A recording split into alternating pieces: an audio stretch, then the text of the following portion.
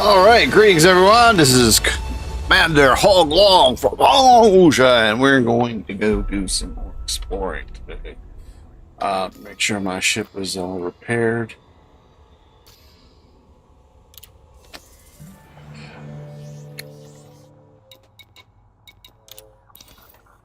Yep. All right. So let's head on out into that wild, multicolored wander. So I didn't stream last night. I had to write yesterday, and I didn't down until about this time. And then I ate, and then I had to get up early in the morning. We had a death in the family. My parents' dog, one of my parents' dogs died, so I had to help take him to the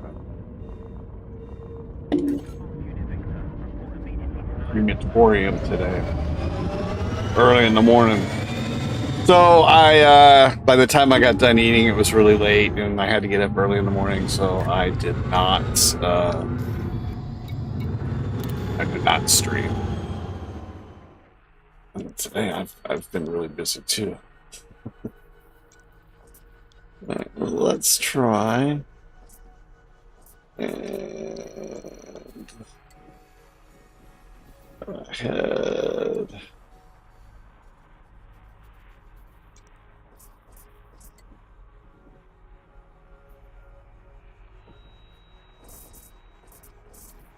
You really get up that high, huh?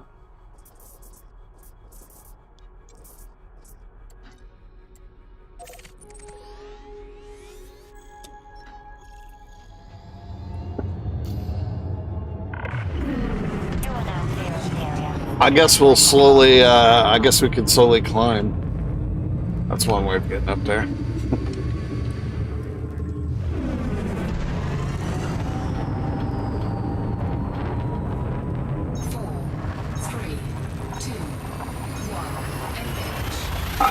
Move my camera over. I need to move it that way.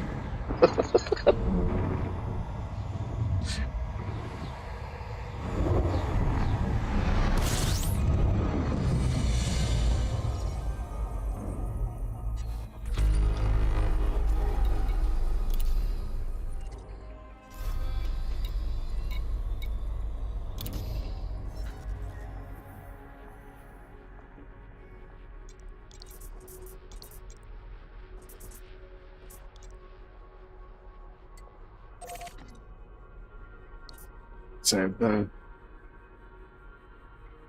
I did not watch the fight. I don't have Netflix, and it was on Netflix, wasn't it? Didn't they fight recently? I thought they fought like 6 months ago, or 8 months ago, something like that. And I thought Tyson knocked him out in like the third round or something.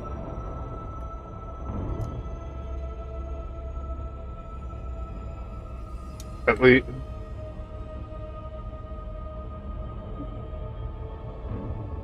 And if that's true, I mean, everything I've seen is people saying that he's oh.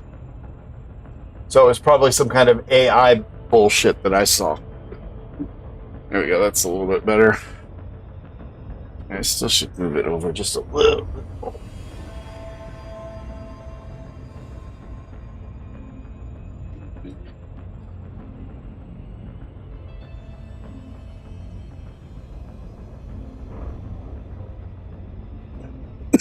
All right. Frameshift drive charging. All right. Well, don't keep us in suspense. What happened?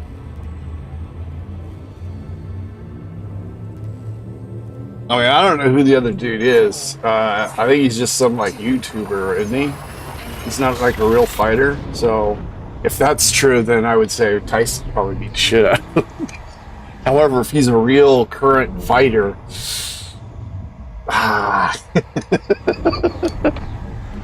that's another story.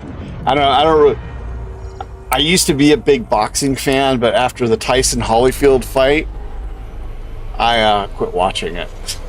And I had already pretty much. I mean, I had been like a real big fan up until there was a Lennox Lewis fight where he fought this. I think he was a South African dude,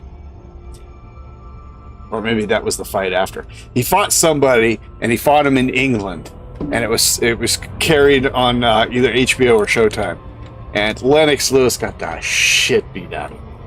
I mean, he just every frickin' round went to the other dude. There was no like, well, you know, it was close. No. Lennox Lewis got his ass handed to him. And then they scored the fight with Lennox Lewis winning every round unanimously. I was like, you know, there's nothing legit about this. I might as well just watch WWF. So I still, after that point, I would still follow because I was a big fan of Holyfield from the time from the Olympics, and then I wasn't a big fan of Tyson, but I followed him as much as you could. His fights only lasted like a minute or two.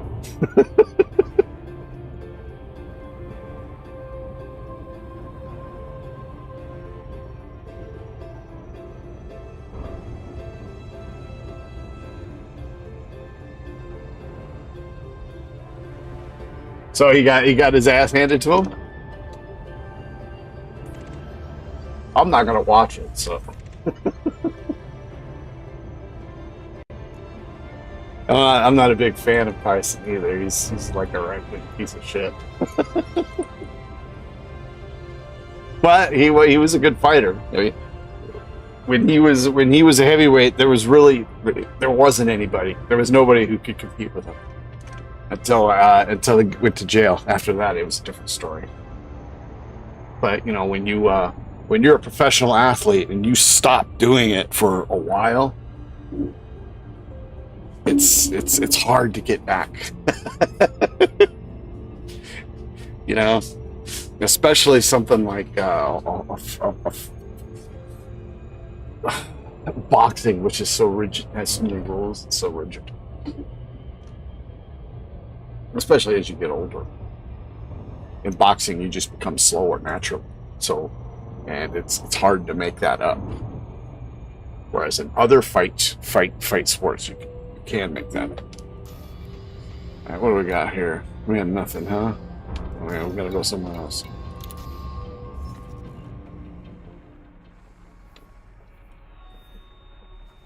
So what was it? Was it a knockout? Was it just a draw? How long did it last? First round?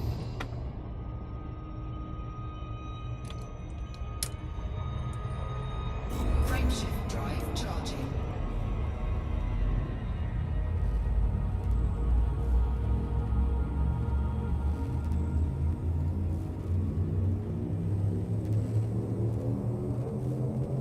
Ready to engage. 4, 3, 2, 1, engage.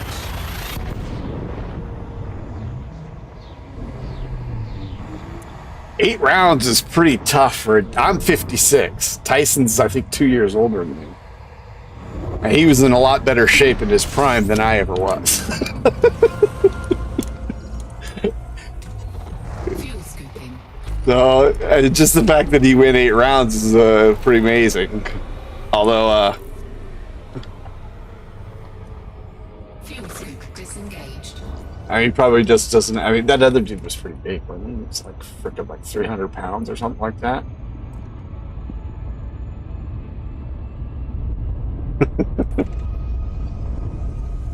Oh, no, we got it. All right, all already discovered. What's this?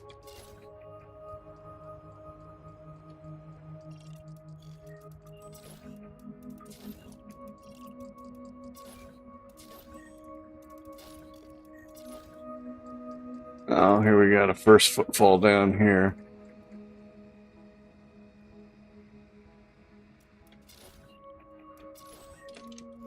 All right, well, let's move on then.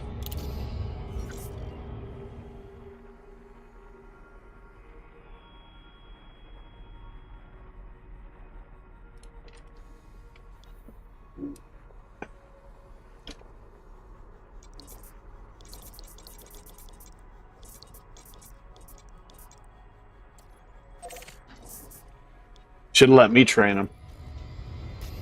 He would have kicked the other dude's ass for sure. Frameshift drive charging. He lives here in Vegas. Or at least he used to. I think he still does. Like I said, he's alright with some shit. So. 4, 3, 2, 1. Yeah, I haven't watched boxing in a well, American boxing in a long time.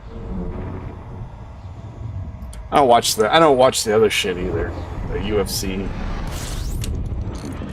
or what is it, K1 or K1. I watched the UFC up until the time they got rid of the tournament format. I watched all of the ones where they had the tournament format. Then once they got rid of it, I would watch it in the gym every now and then when I was running.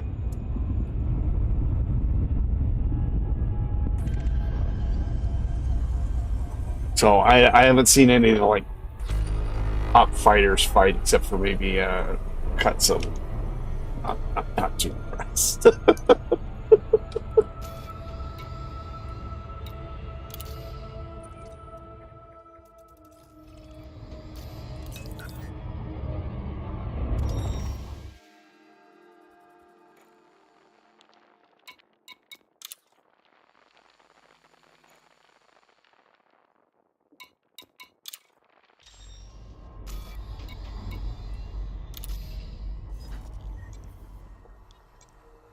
Where we at? All right, well that's high enough. Go traipsing around up here for stuff.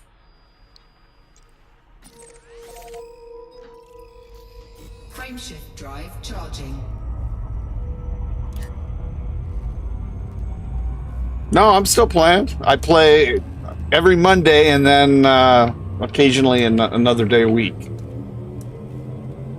Nobody's watching the Entropy streams. I think the most people that have I have had one or two that have had like over 100 views, but for the most part, I barely get over 40 views with the Entropy stream. So unless it starts picking up, Monday is the for sure day, and then like I said, it depends on the rest of the time. It just depends on what I'm doing, how I feel. Like I might do it again tomorrow night.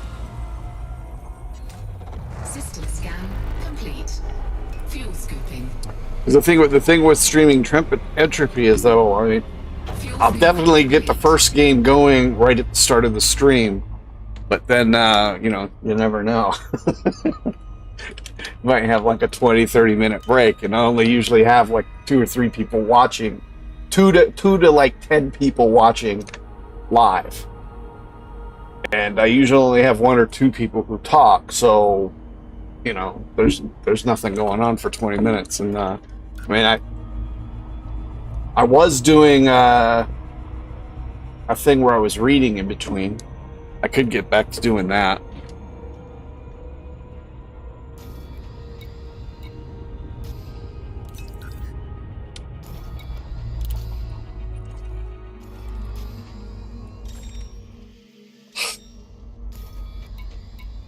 But we shall see. I've got to start working here soon because I'm out of money. And I'm not getting any money from this. And the way this is going, it's going to be at least 2 more years before I start making money from this.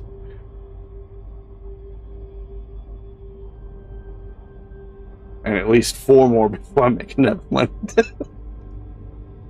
support myself on this. Warning, frameshift drive operating. So, and then once I do start working again, it's going to cut into my I'm not going to be able to stream every day like I'm doing now.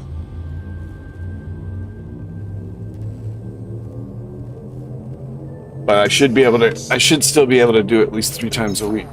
3. So Entropy will still remain one of them. Unless I can't stream on a Monday night.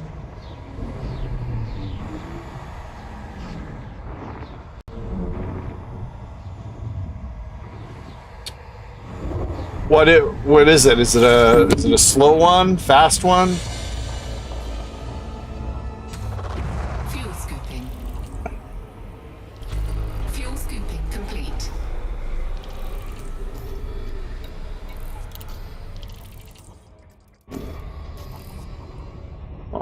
We got something going on here. Don't know if I've got the right names down here. There's this one.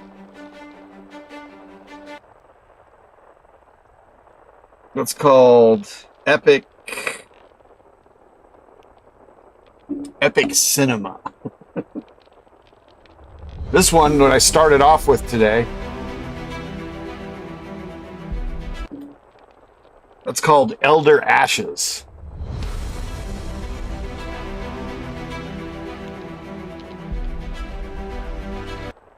Then I have this one. This one is Urban Action Theme.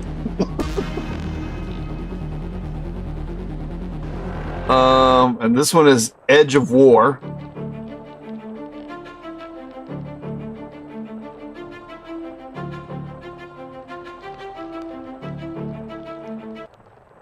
Then this one is, I don't know if this is, I think this is not the right name because I just wrote Vivaldi because it sounds something like Vivaldi.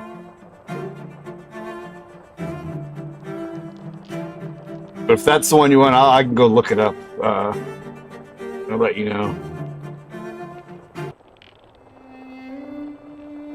Well, that one's slow. Then there's this.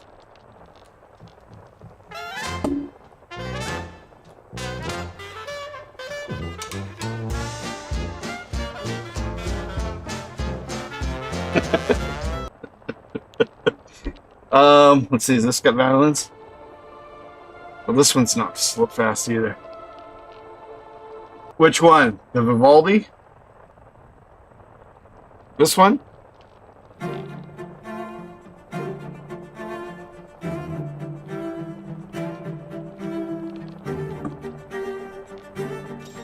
Ah.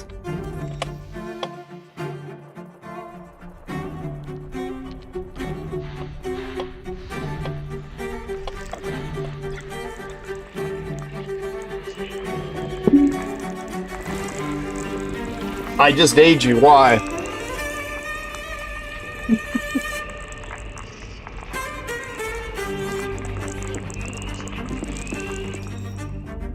I'll have to look it up.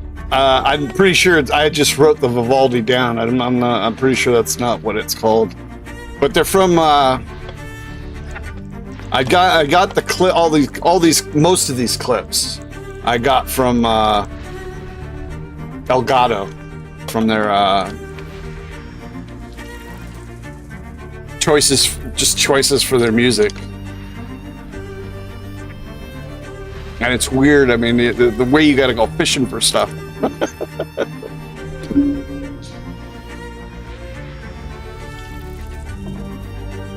I think the only one that I have that isn't from Elgato is this one.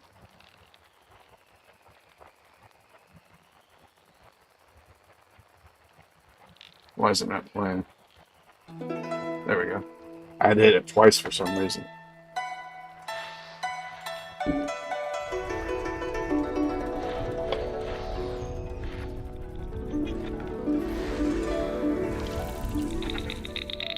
This is on a CD I got in Chinatown, and it's copyrighted music, but the owner allows it to be used on YouTube.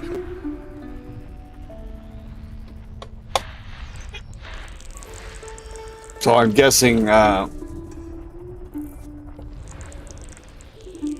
lot of people use it for like background music and stuff. So, but it's traditional folk music too. So, I mean.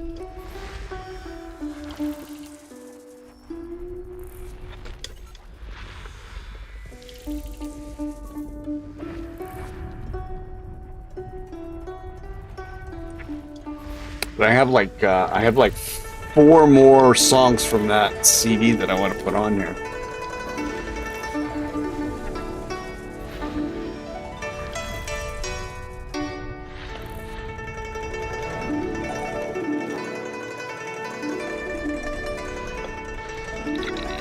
I have a couple of those too, so but But most of them are like have a lot of like more modern stuff on it, which I'm not. I'd rather have the old stuff. And when I say modern, they'll have like you can hear like a synthesizer in the background or something like that.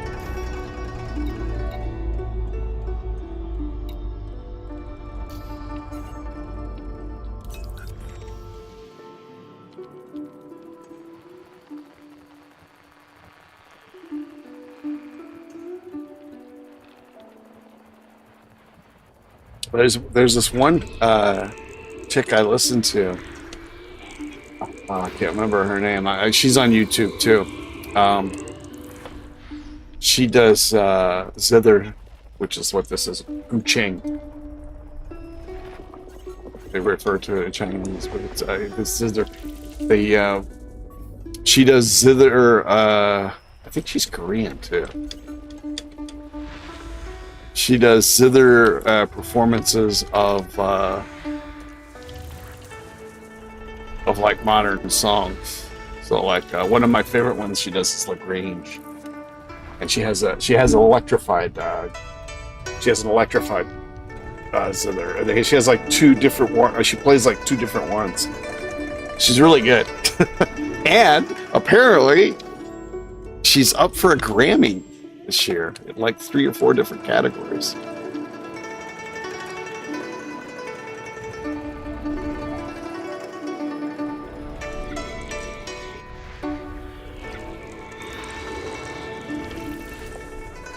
She doesn't have a big channel. I think she's got like 5,000 subscribers. Well, she probably has a lot more now that she's gotten some Grammy nominations. System scan complete. Nothing very interesting. What is this? It's nonsense.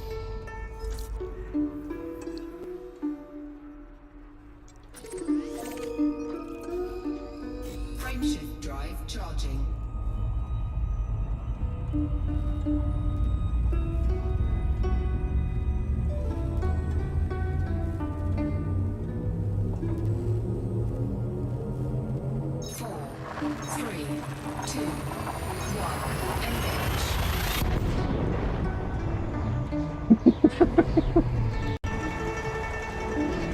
It just depends. I mean, a lot of times I do just get sidetracked that way, but a lot of times it's also, I do it based on who I'm playing against and the kind of map it is. And sometimes I'm just like trying to figure out what I'm gonna frickin' do. Remember, I'm not a math whiz like most of those dudes. My math skills are purely intuitive, not precise calculations like most of those dudes. And some of those guys are frickin' math geniuses. Fucking Luminous was definitely one, but a lot of those other guys like True, Pupil, who I've been on a while, Arco.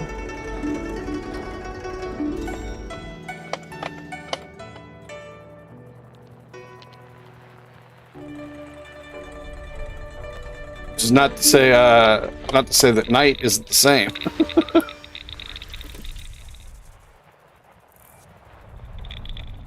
or any of the other dudes that have been getting on a lot lately. It's one of the reasons their scores are so high.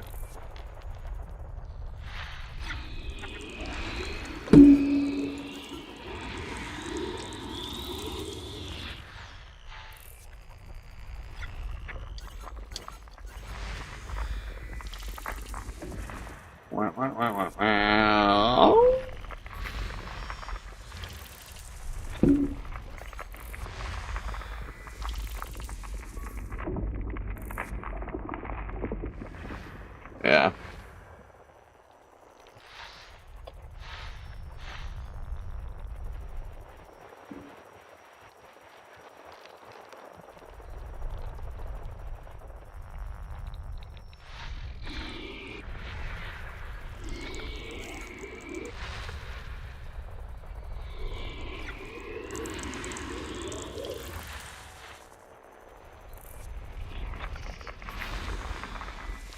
So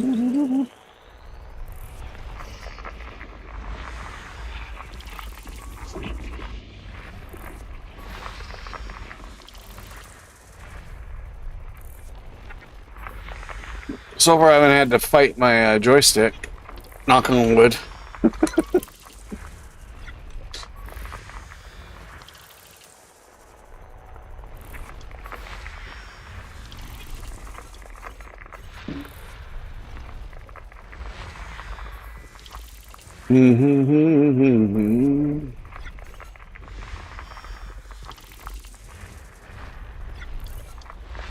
System scan complete.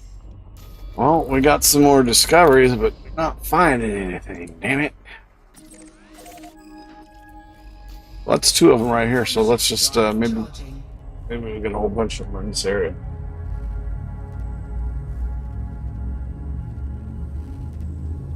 This is just a massive MMO. Your 4, 3, RPG 1. base sim. So it started off where you're just piloting the spaceship, but now with the update they had a couple of years ago, you can go. There's like FPS play. Actually, there was an update about 7-8 years ago where you could land on planets. Complete. So you could, but you couldn't get out of your car. You could drive a car around, but you couldn't get out of it. 2 or 3 years ago, they had the Odyssey update where you could get out of the car and walk around on the planets. And basically, you're just like right now. I'm exploring. Say I'm out. This is a one-to-one representation of the Milky Way galaxy. Over here is the bubble. And actually, when you play, it's permanent lock, so you have to go get mission. You have to do specific missions so that you can go there. But if you want, you can go to Sol and visit Earth. Well, you can't. Ah, shit.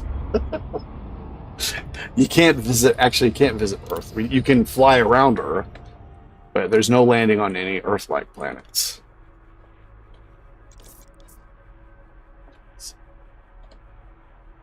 Anyway, it's a one-to-one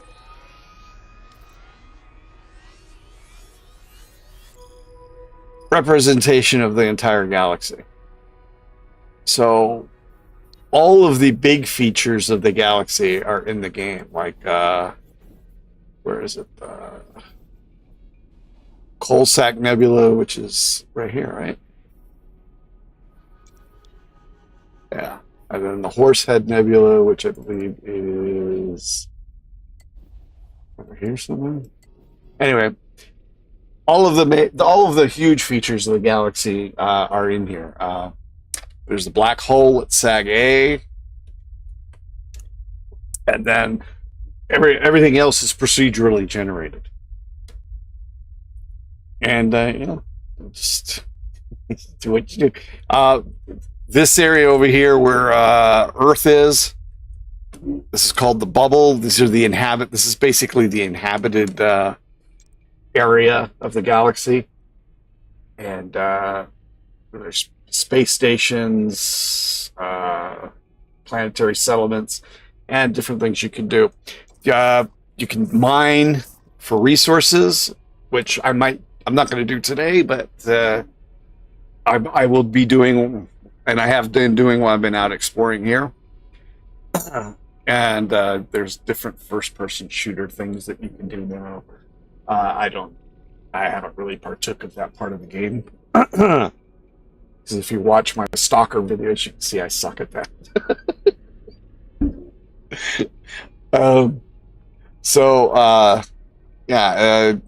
You can trade, you can engage in combat. That's the main reason I played this game. This game's been out since, this version of the game essentially has been out since 2013, I think, 14.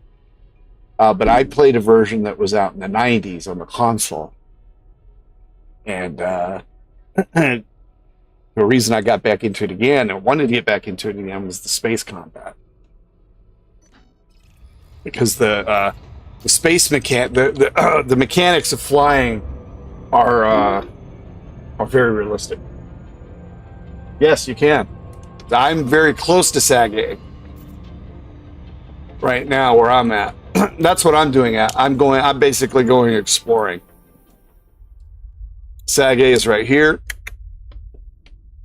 Earth is over here. Now over here is an area, another inhabited area. They call it Colonia. It's like I don't know, about 20, 30 systems where people are inhabited. And then there's another similar thing down here, away from the bubble, or south of the bubble.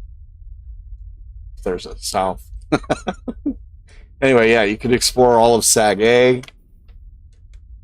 And I'm over here in, I don't think these are, I don't know if these names are correct, but in this game's version, I'm in Riker's Hope section of Galaxy. And I am currently going through what looks to be the most interesting looking nebula. And I'm looking for, you can get,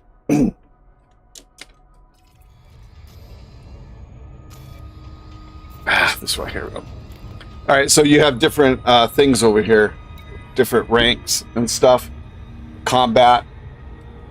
I've got like a couple of levels to go to get to Elite. Explorer, which is one of the things I'm doing now. When I turn in all of this cartographical information, my Explorer rank will go up. Trade rank is basically any kind of economic transactions other than ones that apply to these other things. Like mining, when you turn in when you do mining and you exchange the stuff that you have, or you could just like buy shit at one station and transport it to another station and sell it there. That applies to your trade rank. It does not apply to your trade rank when you sell or buy things from carriers, and the reason for that is that would be could be an exploit to just jack up your rank real quick with another account of your own, or with a friend or a buddy or whatever. And then there's the CGC rank, which they've just redone that. Although I never participated in that before, so my rank is still there, but everybody's has been reset. So a few of the guys who were in elite category are kind of pissed. I think they should maybe have had like a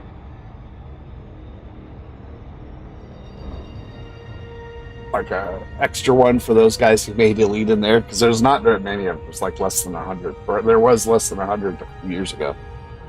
And then you have the one down here, the mercenary rank. That's for your FPS on foot combat rank. And then the exobiologist is when you go get biosignals, which is one of the things I'm looking for while I'm exploring. And nice views with this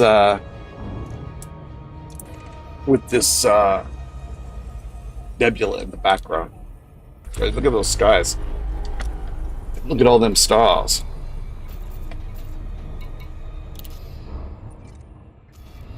All right. Okay, and see now, what you do when you go to a system, you use this discovery scanner, and that will tell you how many bodies are in the system. That's planets, moons, but not asteroid belts.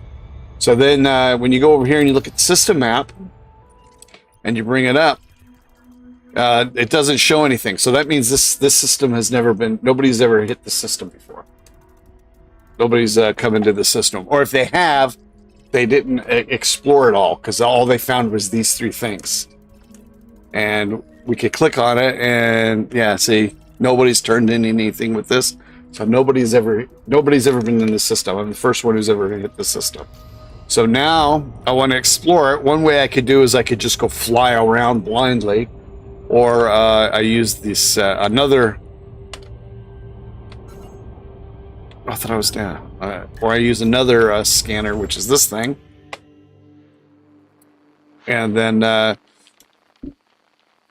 this will tell you basically what kind of plants are here to be found, as you can see them on the spectrum here. And if you don't like it, you can just leave right now. But why? Well, a good reason why is like if you're flying and you're not in a carrier and you're just like taking a long trip. After a while, after about jump number 156 for the night, you might just get a little tired of doing the scanning. So if there's not like an Earth-like world or something that you're particularly interested in, you might just skip it and go on to the next one.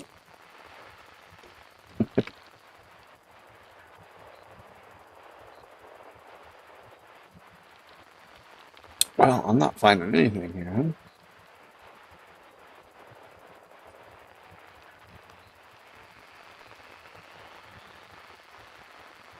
At a certain point, I'm going to find something. Here we go. Okay, so boom.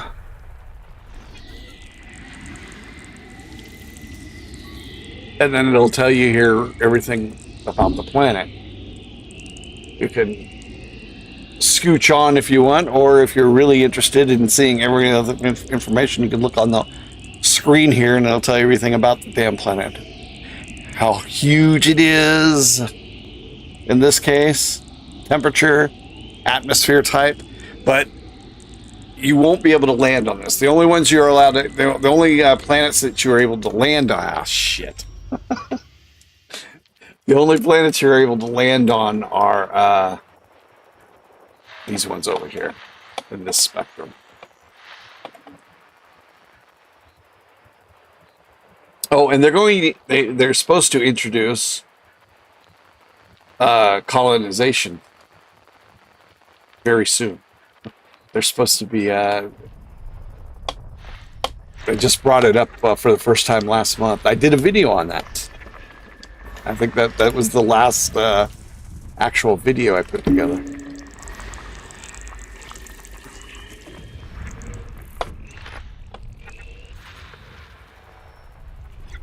And they're supposed to let us know in like another week or two exactly,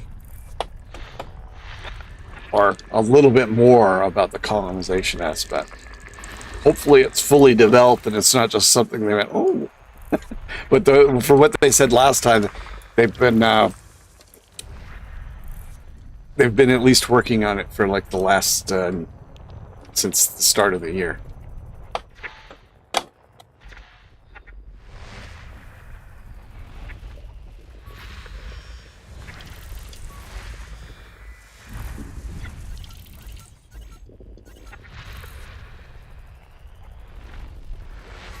Anyway, I got back into it basically for the combat, and then I like getting into doing all this other stuff.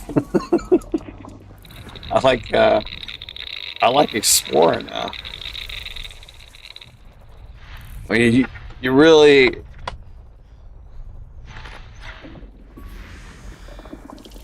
you're not finding any kind of like really great mysterious thing.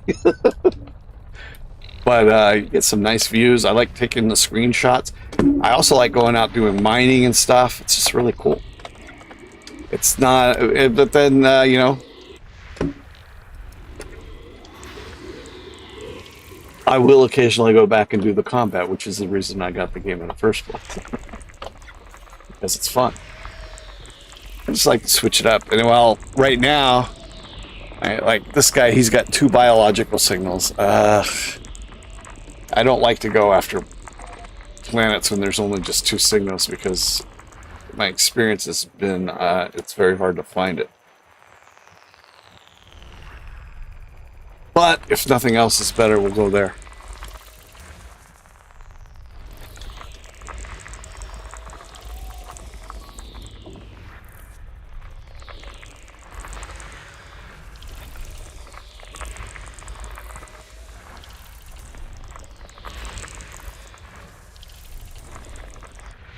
Oh, and the update that they put out that brought in the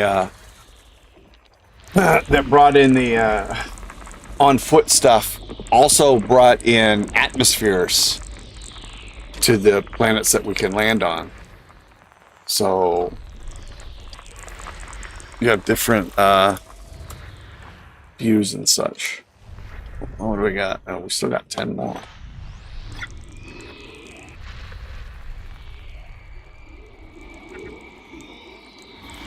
So this is a game that's completely different than Entropy. Correct. Oh, you wouldn't be able to land anyway, realistically. Maybe with the robot ship. Well, I guess if we had some kind of means of deactivating gravity somehow.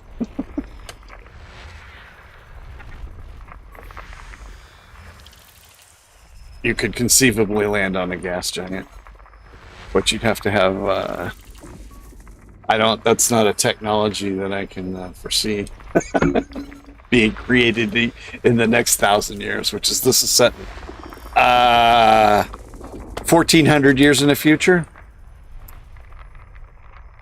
There's somewhere in here, there's the date. I think it's in like the year 34 something.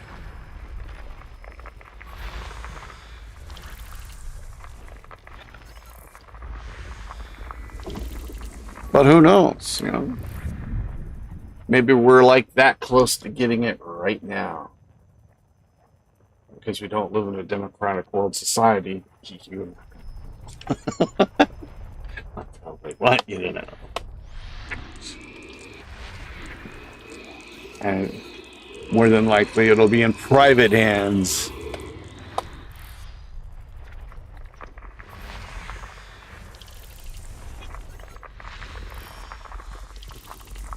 But maybe there's like 10 different groups right now working towards that end. System scan complete. Blindly repeating each other's mistakes. All right. Well, okay. We'll go land on this one because just to show you, and because this is actually look at that. I want to be able to look at that. That sky from the planet. Now this one has a methane atmosphere. Ooh. All right. So now this is something they brought up or developed, not developed. New technology released in the game this summer. Now, normally, to fly out here, you see that it's 60,000 light seconds away, and right now we're doing 440 this time, or 430. Why is it going down? We're doing 507 times the speed of light. Why is it slowing down? It shouldn't be slowing down because that's still quite a ways away. So anyway, it would take normally like 5 or 10 minutes to get there, but now they have this new thing. Warning, frameshift drive operating beyond safety limits.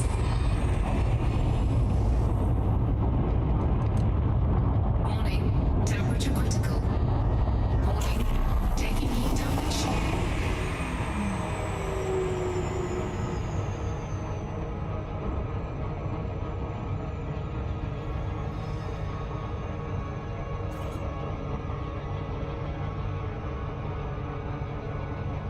Which cuts the time down dramatically.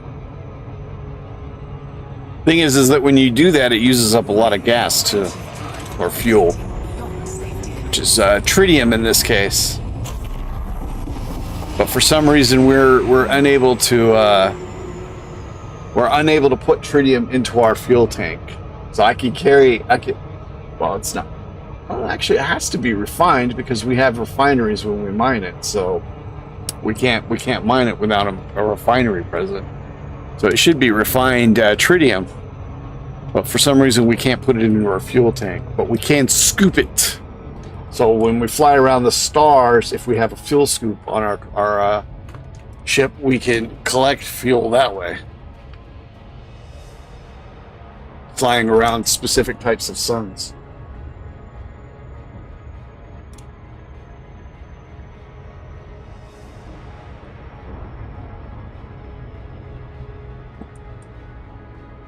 All right. Well, since we're here, we might as well we'll map this gas giant down here too. So, and what that'll do is once I turn this information in the future, when people come here and they where am I at? And they click on this planet here, they'll see Hong Long over there for discover, and then they'll also see underneath mapped by Hong Long, and then on this one they're going to see a first footfall by Hong Long.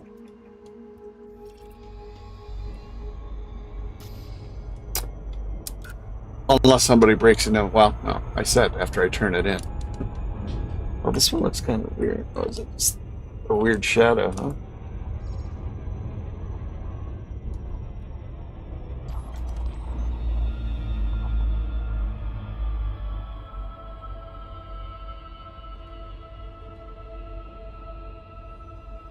And then I like to take lots of photos.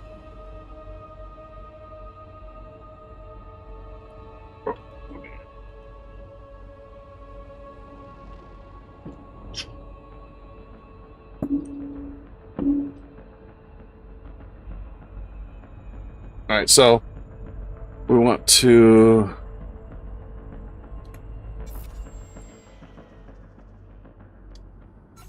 not too far away. So, and when we go mining, you generally, the most profitable place to go mining is on the rings of planets. So, first thing we do is we're going to check out the rings. What do you mean I'm too far away? How far away am I? I should be close enough. No reason I'm not there yet. What do you mean I'm too far? Oh, there we go. I was still set on the other planet. Surface scan complete. Okay, so when you go mining, you're gonna hit those yellow spots right there. Of course, I don't want to go there. When I want to go mining, I want the. They say that it doesn't matter anymore, but I found out differently. So, except for like a few things, if I go mining, I'm going to want to have like overlapping hotspots, which boosts the chances of their or the amount of stuff you're going to find. And then we're going to map this planet by sending probes down. And I have a engineered thing here, so I won't have to send quite as many probes down. And if I get the planets completely scanned before I get to 14 probes, I'll get a slight bump to the income. I guess it's not very much. It's like 1,500, maybe 10,000 extra credits, whatever. Like a 1% bump to whatever they give you for mapping the planet. All right, so I want to see what the other side looks like. So that's where I got to hit. That dark area is what I haven't uncovered yet with my probes. So we probe the planet some more.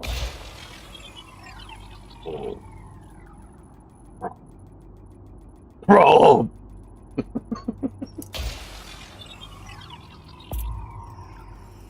Alright, that should give us enough.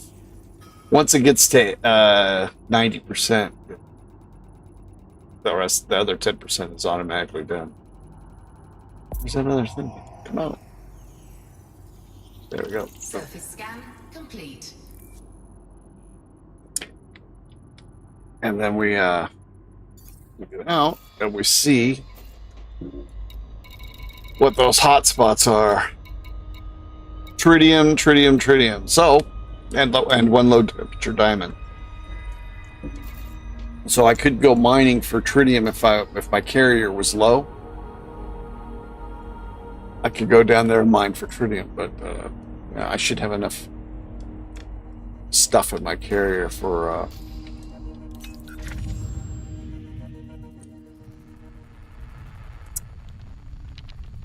crap. Where am I at?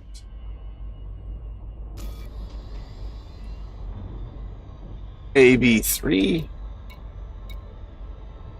Warning, frameshift drive operating beyond safety limits. I'm trying to remember where the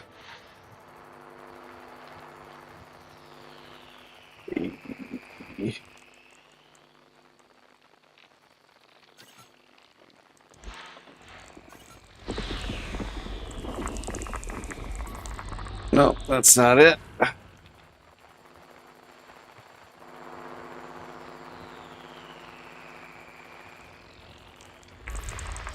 There we go. And you also, before you land, you want to check out the gravity. If it's like, it says like 1 point something, you want to be really careful when you land. It'll kill you if you're going down too fast. Alright, so let's go land over here. Well, hopefully I'll find like a biosignal real quick. Hopefully it'll be a worthwhile one.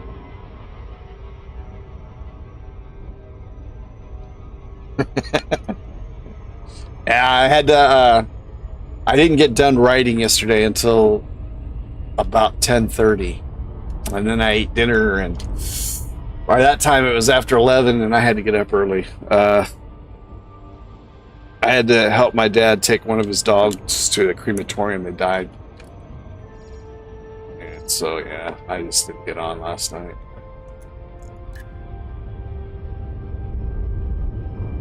Alright, so, and also, when you land, I prefer to land in the day side, but you could also land on the nighttime part of the planet, or at dawn, whatever, because the planets are still like spinning on their axis and rotating around their whatever planet, and the sun as well. So. And we need only 2 probes here.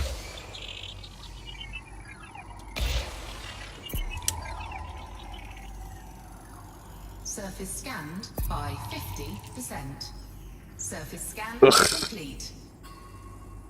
Now, normally I wouldn't go after this because I've been having bad luck at two signal sites. But I've also been having bad luck on finding bios anyway over here, so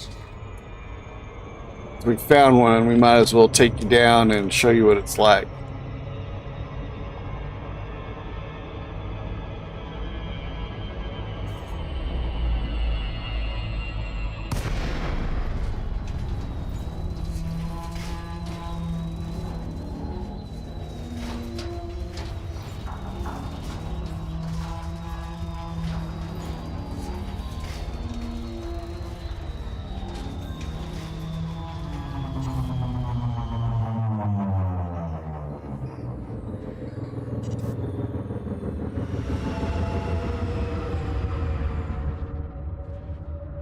What is that?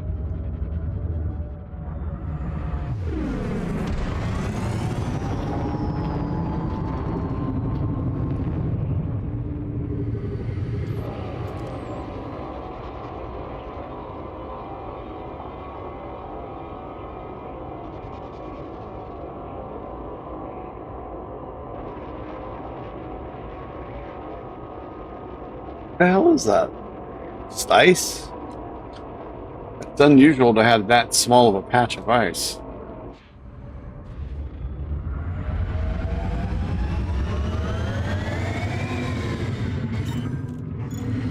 Cargo scoop retracted.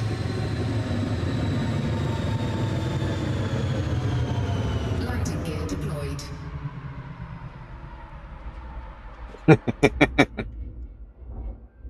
That's just weird. I don't know.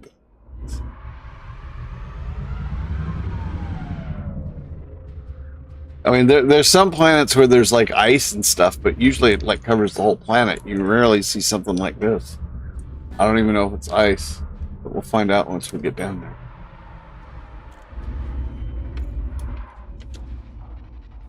Is that some funticulum right there where we're landing?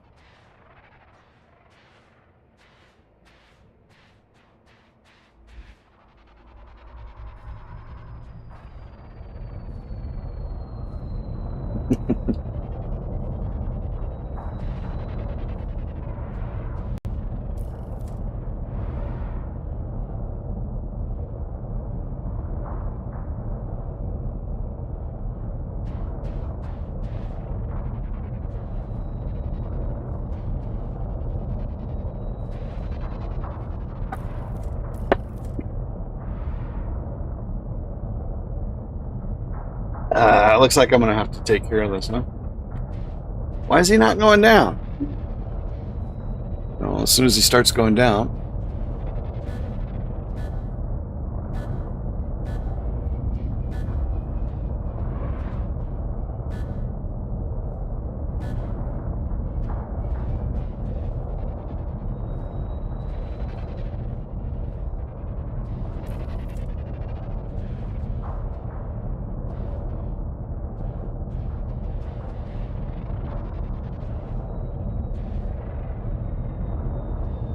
Fighting me.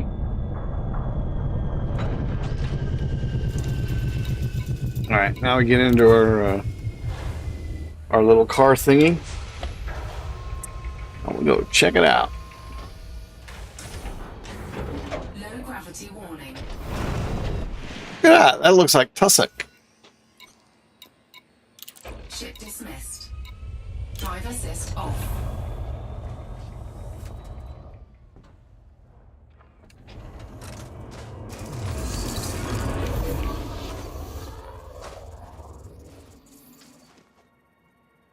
Actually, it looks like sea cucumbers now.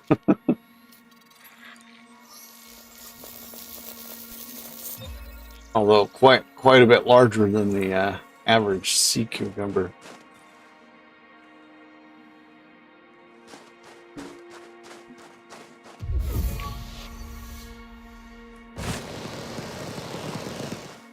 All right, let's go find out what that is.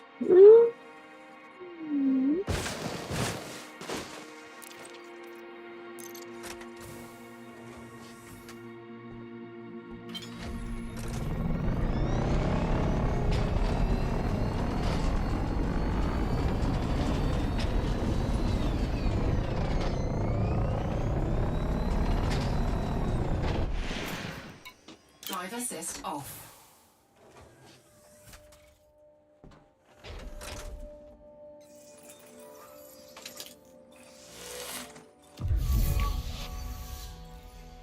I don't know.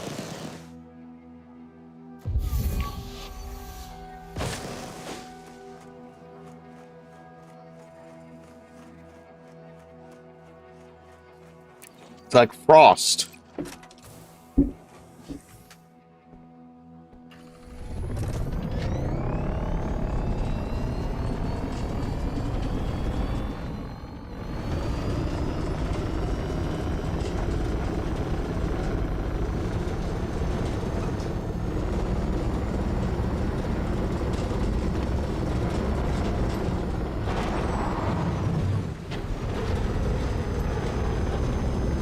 Now, for these biosignals, you have to get 3 different samples, and you can only get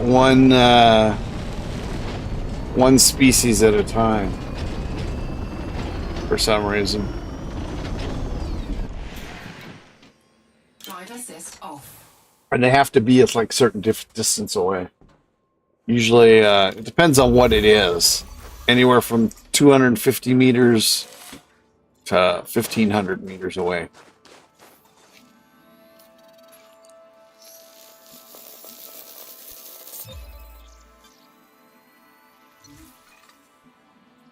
So this one was 600 meters away, so probably 500.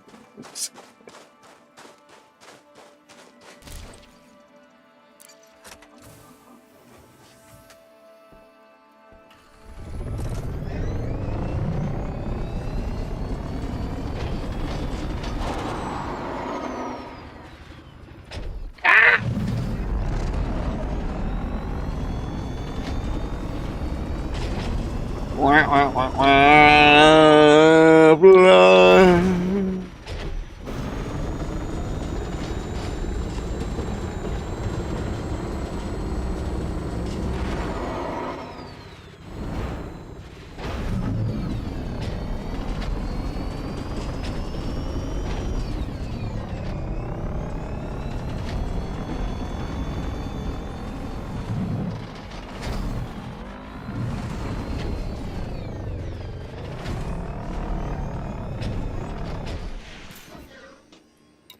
Drive assist off.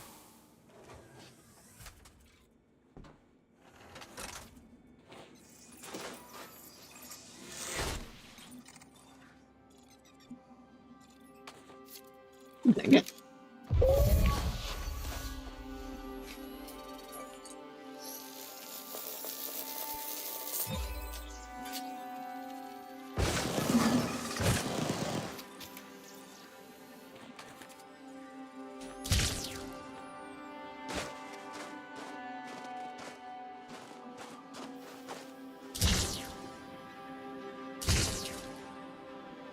Far away, where did I go?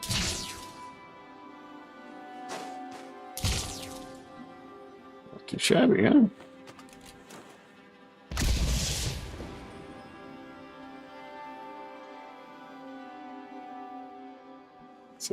Inside of that mountain here.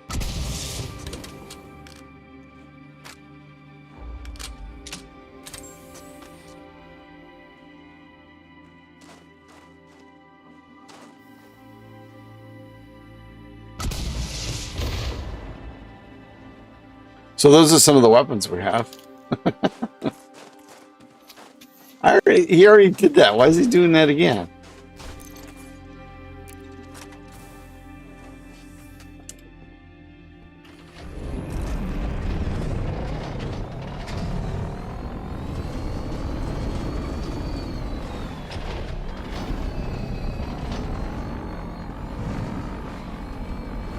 I'm just looking right now for relatively flat land because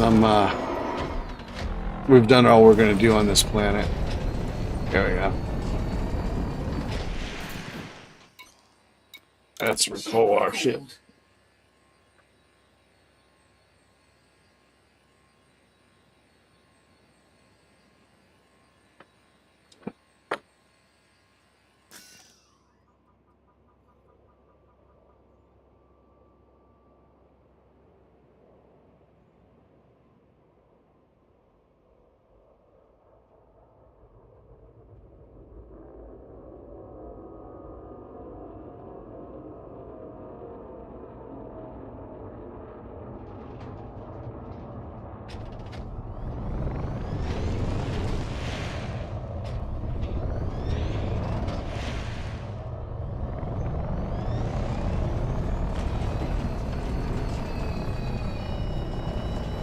I go looking for flatland and he goes parks in the freaking rocks.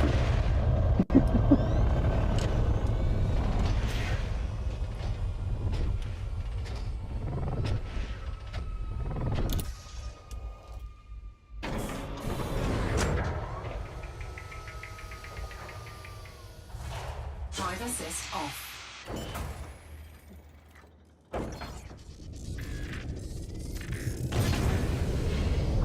Landing gear retracted.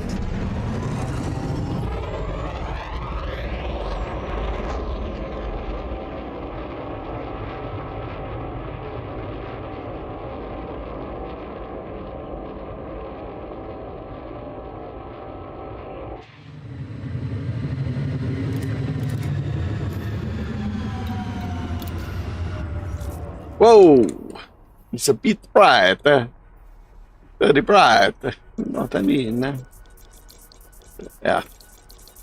What a F? No. Ah.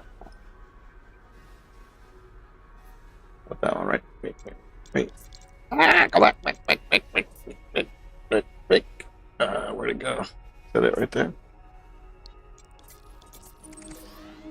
No, not there. Damn you!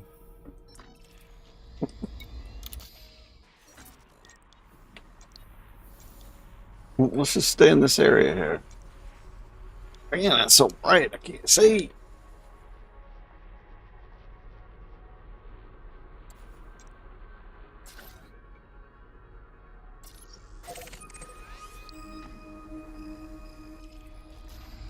Frameshift drive charging.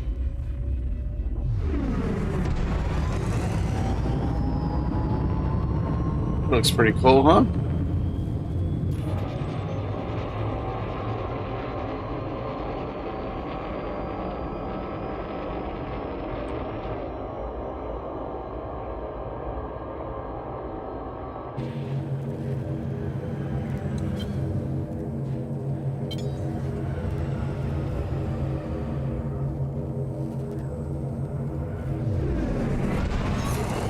Three, two, one, engage.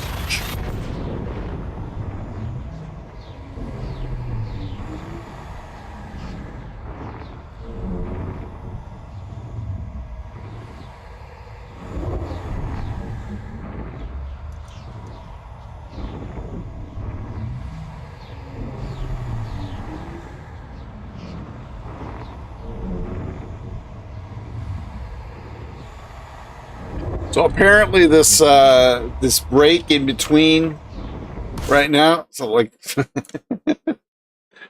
where it's been taking so long to fly in between things sometimes is apparently the result of an overload on these servers. Apparently, a lot of people have been coming back to the game recently, or it's just the user numbers have been going up dramatically over the last few weeks and months, but especially the last few weeks. So, all right, did I make it to the new place or no?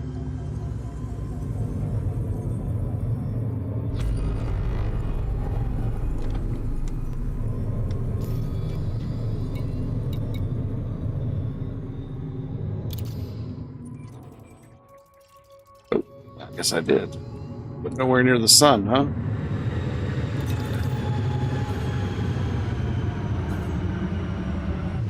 Oh. Frameshift drive charging. 4, 3, 2, 1. Engage. So Stalker 2 is supposed to release next week, and I'm not even close to getting out of the rookie stage, the rookie area of the first of 3 of Stalker. What is it? One. There's like three different.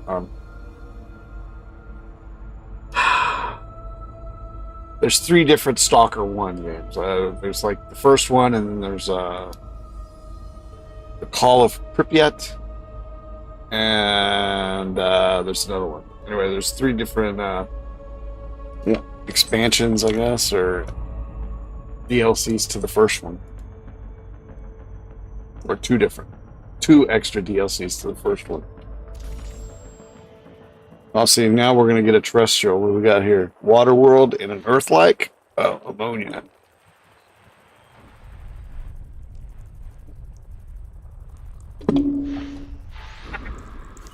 There's Waterworld. So we'll go map that. That gives us like a mapping terrestrials usually gives us like 1 million or 2 more for an Earth-like.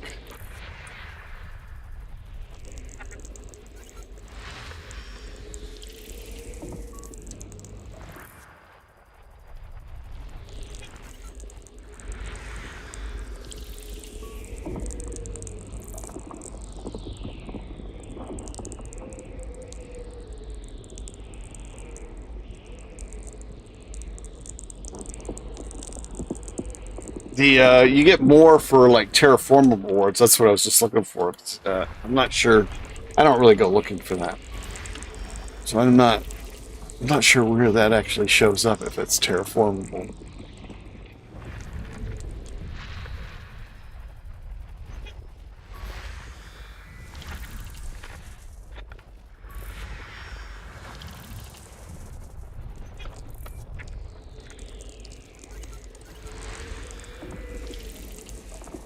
Lots of atmospheres, but no signals.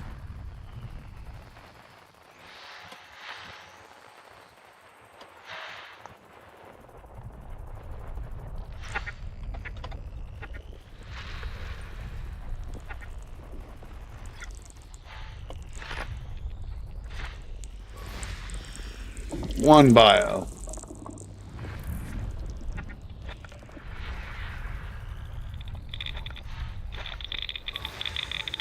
We don't get any money for scanning belt clusters.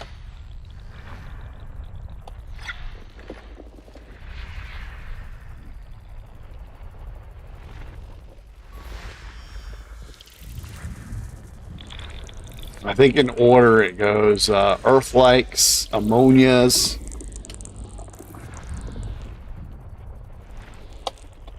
water worlds, and then I think ammonia and water giants with or water giants with water-based or ammonia-based life, and terraformables, and then the high metal contents. And then the other gas giants, the rocky ice world, or the ice worlds, and then the rocky worlds.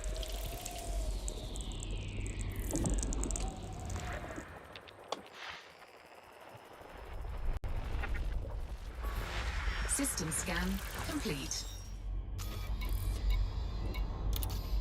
Okay. Which one is first? That's the water.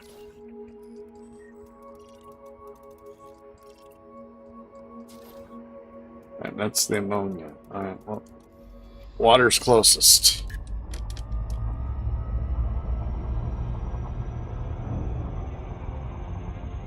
Warning. Operating beyond safety limits.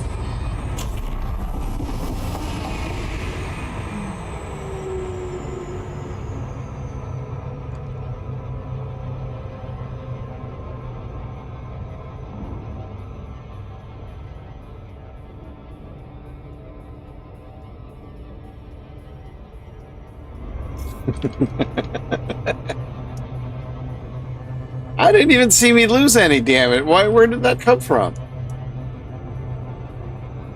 I don't remember me hitting anything.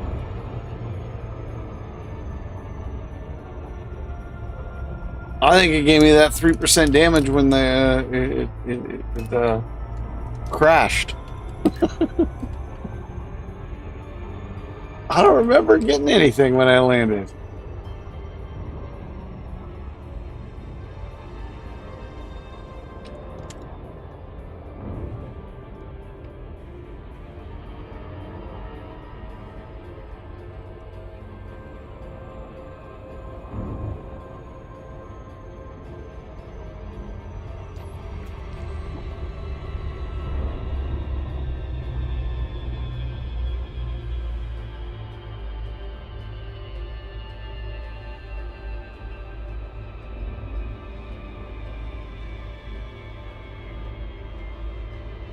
But don't I have any? I thought I had some stuff on my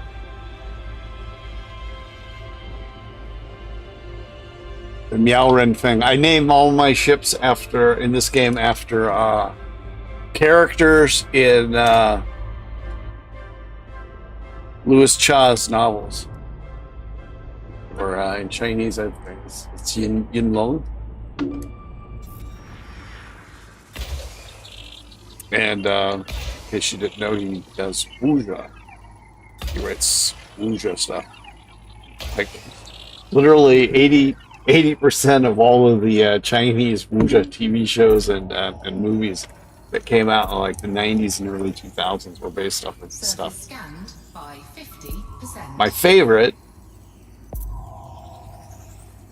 was the TV shows, at least, was the Fox Volanto Snowy Mountain that was done in like 2009, I think, somewhere around the 07, 08, or 09. That's one of my favorite ones of all time. On YouTube now, you can't watch it though. With it doesn't. It's on YouTube, but it doesn't have English subtitles. So, if you don't know Chinese, which I don't.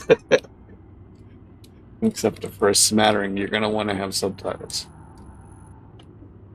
But I haven't seen it anywhere else.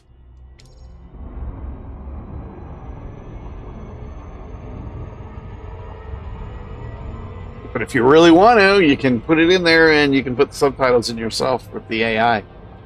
I have that feature with YouTube now. Matter of fact, maybe I should do that because then I could put it on my channel. Because I put the subtitles in. I don't think so. I think they'd still give you like a copyright strike even if you put the damn title subtitles in there.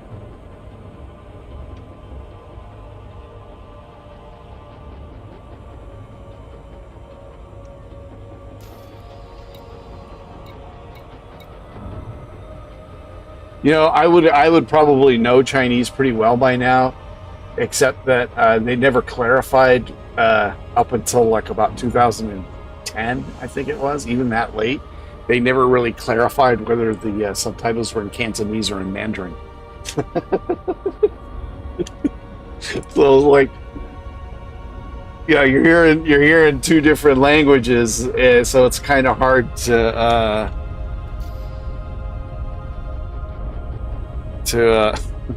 figure out what the fuck is going on. I did take one course in Chinese though after I had what was it, 2016 or 2017? So now I can at least read and I can write a little bit. As you can see from the calligraphy videos that I've put up, which you can go check out when the stream is over. And you can learn to read and write in Chinese with me. I probably should do another one of those pretty soon. I gotta find my camera stuff. I can't find my I know where my camera is. It's right here. But I need my batteries in the. I need the batteries from my camera and the chargers.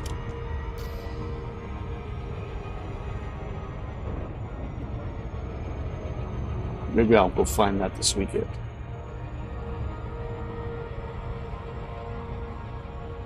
Warning, frameshift drive operating beyond safety limits.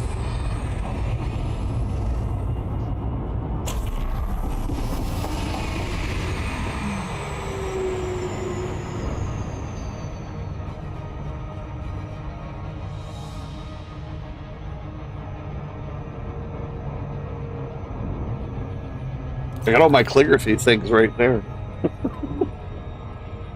I don't know where the hell my batteries are.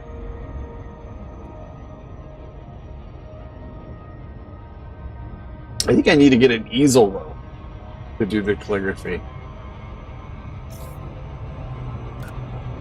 rather than doing it on the desk.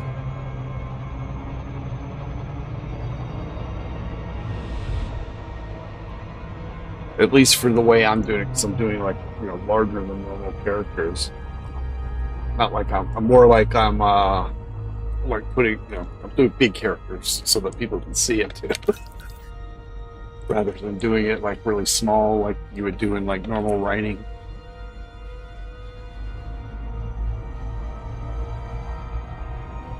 Most of my Chinese friends say that my writing is much better than theirs, so.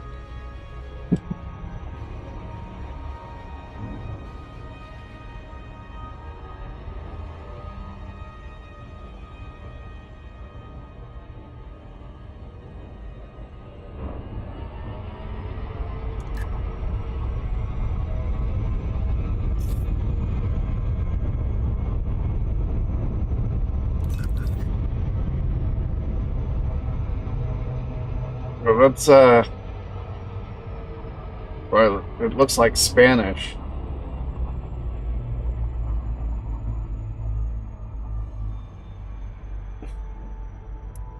Which I also took in college. I took 2 semesters of Spanish.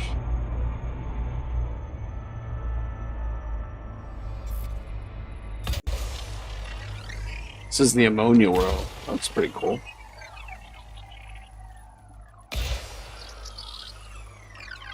And 3 of Russian. 3 semesters of Russian, 2 semesters of Spanish, 1 semester of Surface Mandarin. by 50%. I would have done more Mandarin, but it's expensive to do it when you're you had to. I mean, literally, I had to pay. The amount I paid for the class was only like about $800, which I was reimbursed by my the company I worked for because I could use it. I could use Chinese in my work. So they reimburse you after you take the course, so you still had to pay for it. But it cost about, I think, 800 or 900 for the course. But then it cost me another $1,200 for books and parking. I think the parking was like 200 and some bucks, $300 for the semester. It's such a freaking racket.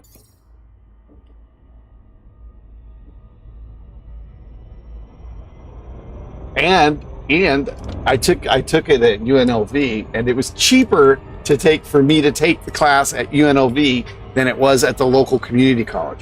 Community colleges are there for poor people to take classes to make it. It was more expensive for me to take the class at the community college than it was at the public university.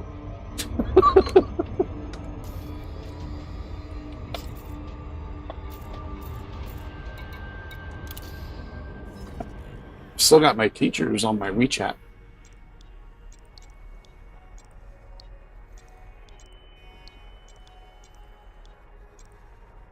She couldn't believe I was only 10 years younger than her.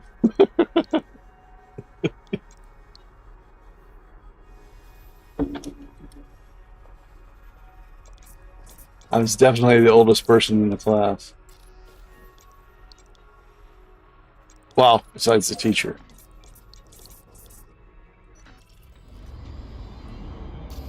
Frameshift drive charging.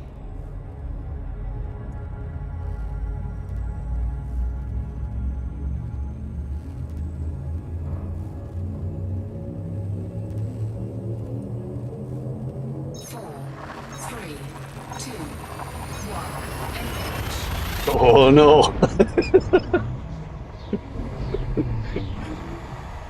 You see this? When I went to college originally, in my younger days, I had to give plasma every week, twice a week, just to have money for gas, sometimes for food. Yeah. Fuel scooping. I was a poor son of a bitch in college.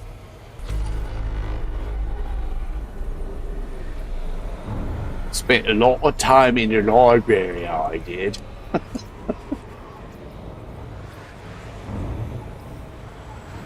Always had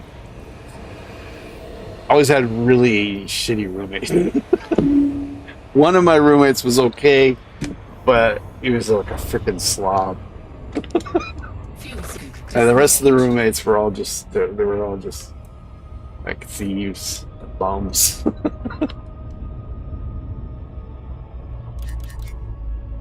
Two of them were wealthy, spoiled rich kids.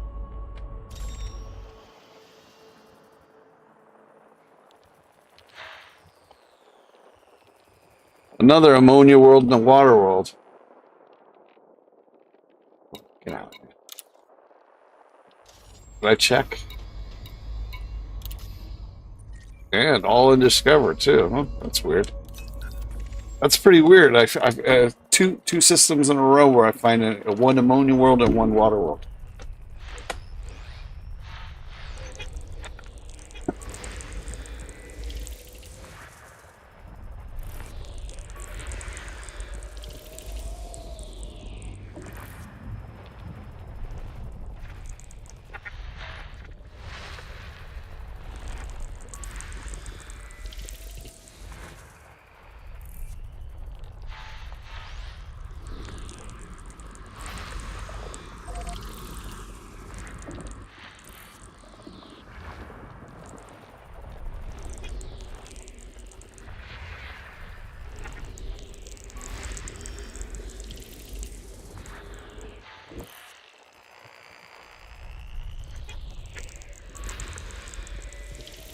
3 bios, 6A.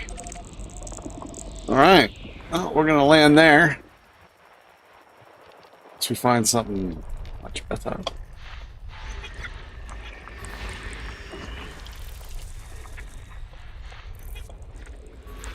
System scan complete.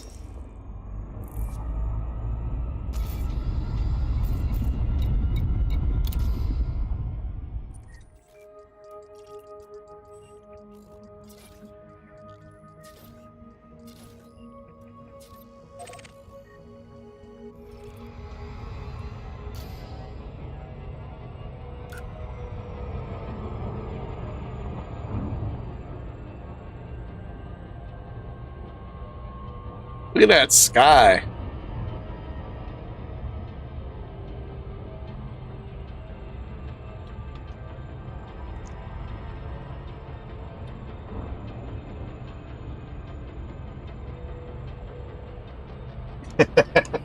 Yeah, you know, and it pissed me off because they told me at first, it's like, no, you're not going to scar.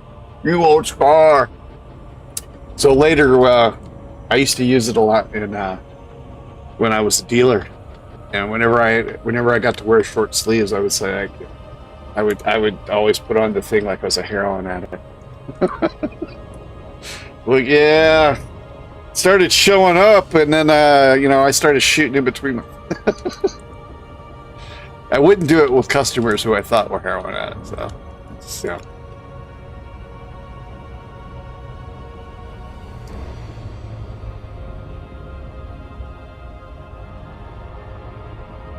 Anyway, have a good night. Thanks for showing up.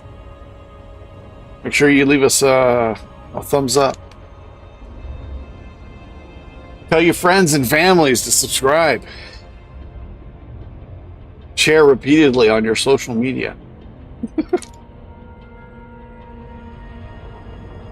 Guaranteed,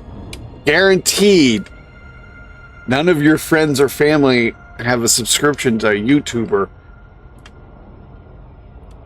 who does these kinds of this eclectic mix of games, as well as doing Chinese calligraphy, is a Trotskyist and does political videos and history videos as well on top of it all as doing martial arts, especially Tai Chi, not from an occult perspective either. I mean, just that alone, go look on YouTube and try and find somebody doing Tai Chi who isn't trying to tell you all sorts of gibberish about moving your chi through your Ren points and shit. It's going to be really hard, if not impossible. I think I might be the only one.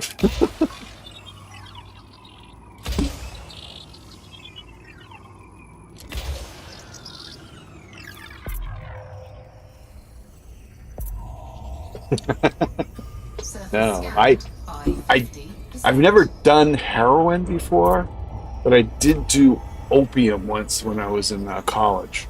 The rich kid, one of the spoiled rich kids that had brought it, and I don't know. I mean, I don't know if it was just the effects of that, or it was because it was. I did like a cocktail of weed, some Jack Daniels, I think we were drinking, and then he popped that shit out.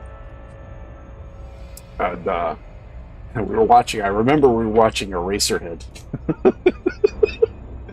and I just got really nauseous, and everything was spinning. It was I felt like you know how it feels when if you've gotten really drunk off of hard liquor, and then you're still awake and you're not, you haven't blacked out, and you're not completely trashed to where you don't remember anything or anything like that. And you go down and you lay down in your bed and everything is just, well, that's how I felt when I did the opium, and I never did it again. It's like, yeah, I don't know why people are doing this shit. This is not my idea of nirvana. This is my idea of hell.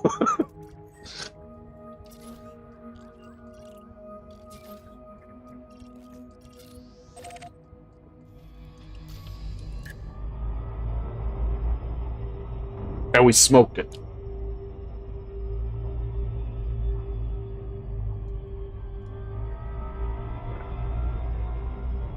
Warning, raging drive operating beyond safety limits.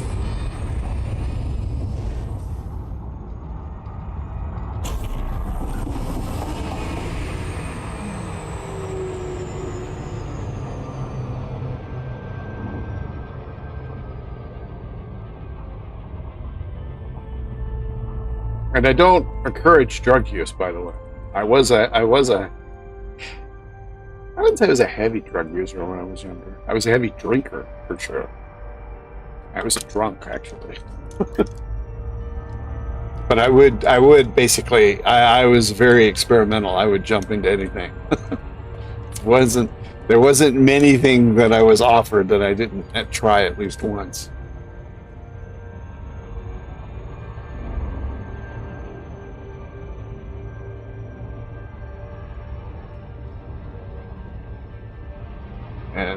And heroin and anything having to do with speed and amphetamines, I only did once. And never again. I'm already like really hyper, so I can't imagine just somebody like getting addicted to something like that. I mean, you're bouncing off the walls 24 hours a day. Oh no, my mind's already racing like and my body to a certain extent.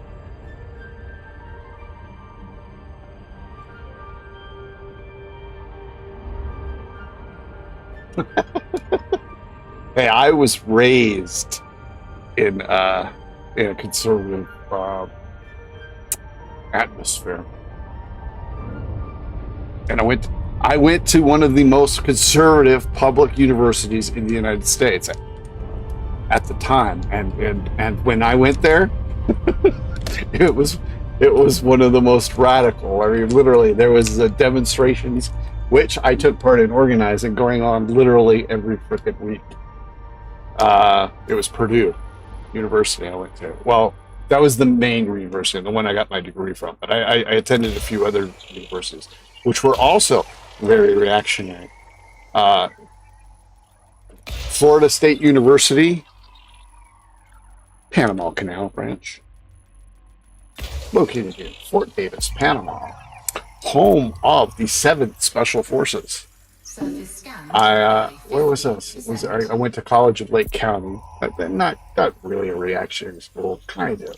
Surface scan complete. And more like a techno. You think of it more as like a techno thing than University of Southern Colorado, where I started my education, my university career. And yeah, it wasn't really a right-wing school, but it was very non-political. Although the one political thing that really happened there, I was a part of. A buddy of mine and me, we put out an underground newspaper that shook everybody up for a while. All right, so we need to move on here.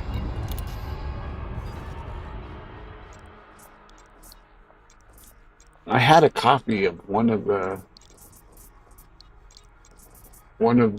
we put out like 3 editions. I have a copy of one of them up until a few years ago. It got stolen in my we don't have it there. Got stolen when my storage locker got broken into a few years back.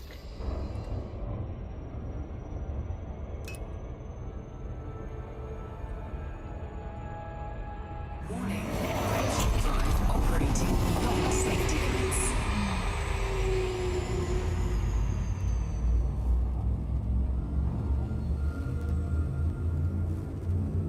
Anyway, I was raised in the military, so yeah, I had a very conservative upbringing. 2, 1. Although my mother's family was connected to the SPD in Berlin. Apparently, they knew Willy Brandt. Apparently, I knew Billy Brandt. But you know, SPD is actually System scan. pretty right wing formation Fuel scooping. at this point in time, and even back then, I mean, Willy Brandt Fuel was scoop disengaged. was a major prop to capitalist rule in Germany in the late '60s and early '70s, and he paved the way for the shellacking of the working class that was to come. So yeah, even on my mom's side, very conservative.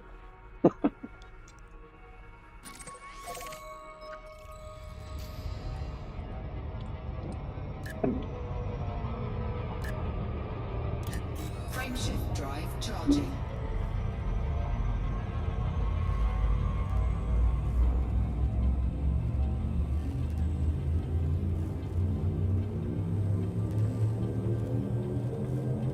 Four, three. When I went to UNLV the semester I went there, it was like I went around putting flyers up everywhere, and mine were like the only political flyers. Everything else was either about the courses that were going on or somebody trying to sell something.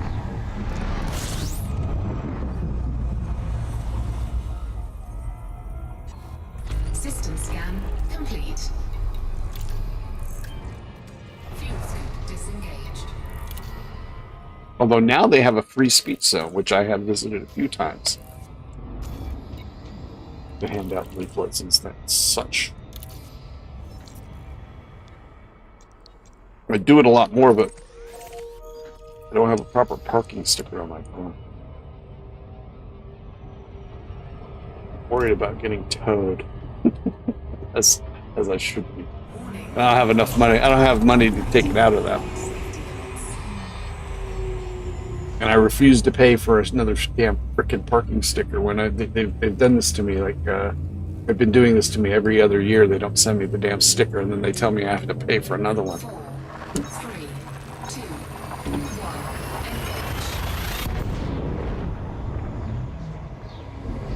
Engage.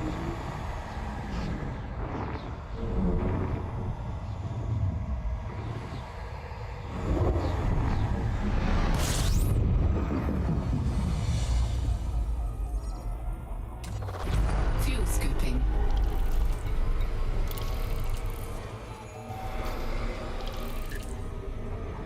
Well, nobody's up here at the top of this nebula. We've been finding a lot of. Oh, you dumbass! In that last one, there was a 3. Ah, shit. Too busy talking. I forgot. There was 3 biosignals in that last system. I was gonna go explore them. I got to tied up with yapping. Fuel scoop disengaged. I did get the 2 water worlds done, or the water world and the ammonia world done, though. I guess we could fly back there after this. If there's nothing here.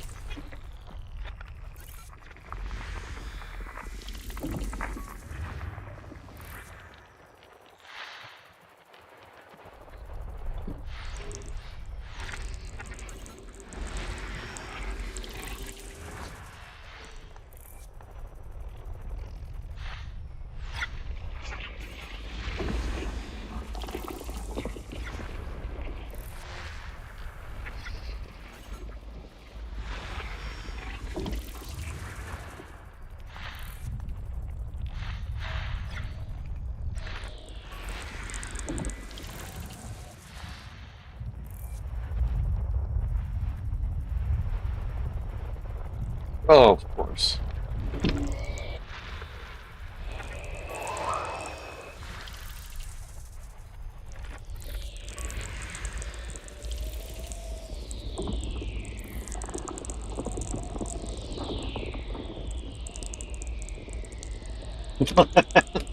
Bo, we had it was a few years ago. They had a flyover by Apache helicopters. It was during the last Trump presidency. It was towards the end. It was kind of like a provocation.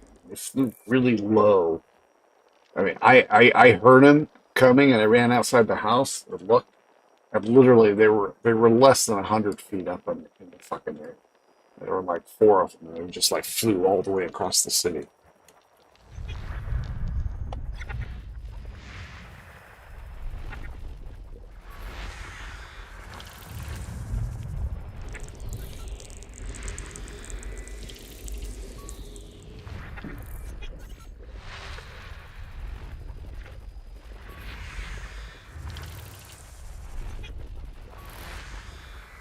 I guess we'll be in store for a little bit more of that in the coming months.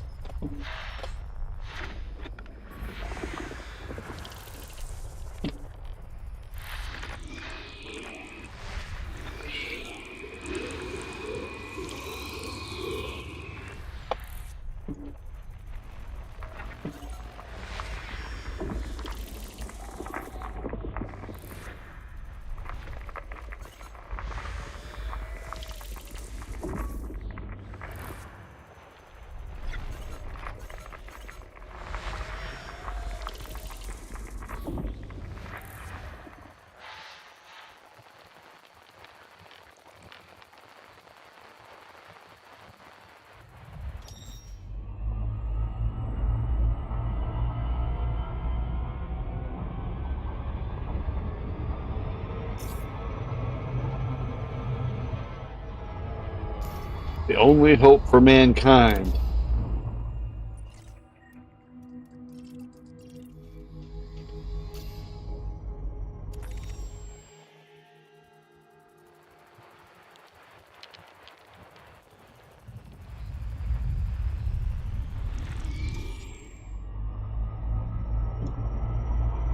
The economy. The economy's already pretty freaking bad, and by next year at this time, it's going to be in shambles. I don't see any opposition to Trump pushing through his agenda, given that he has both houses of Congress and the Supreme Court on his side.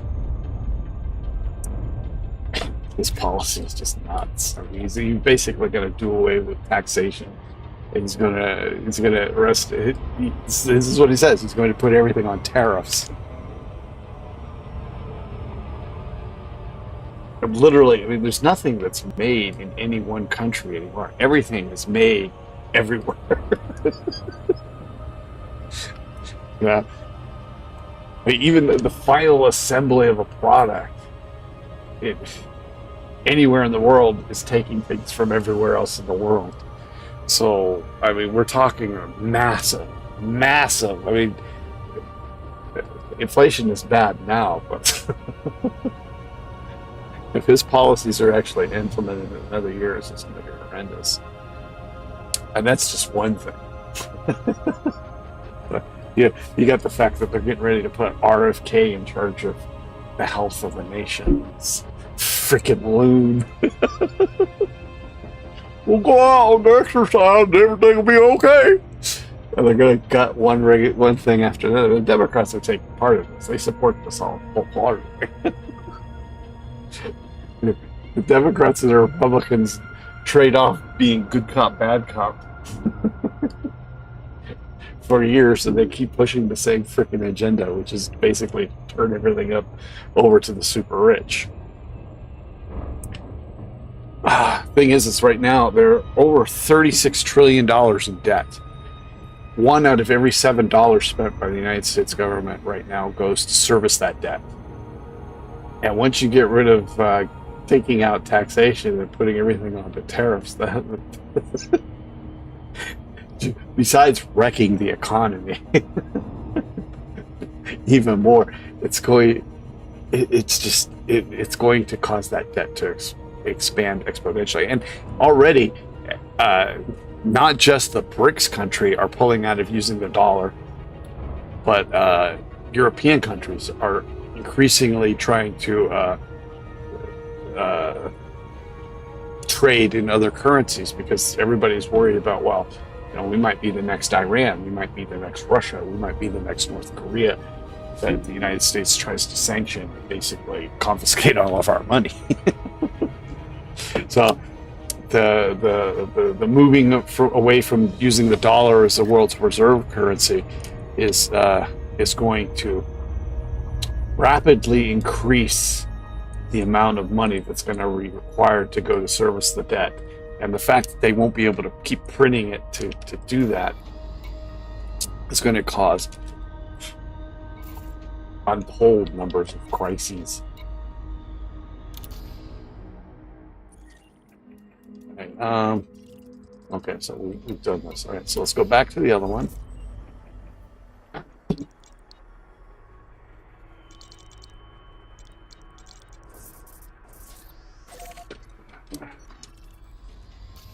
Frameshift drive charging. And we'll go check out those 3 bios. And then I'm going to have to take a short break because I've been drinking quite a bit of water. And I want to drink some more. So I have to get rid of some, and then I have to get me some ice Ready to engage. water because it's not nice. It's almost tepid. We don't want to be drinking tepid water. 3, 2, 1, engage.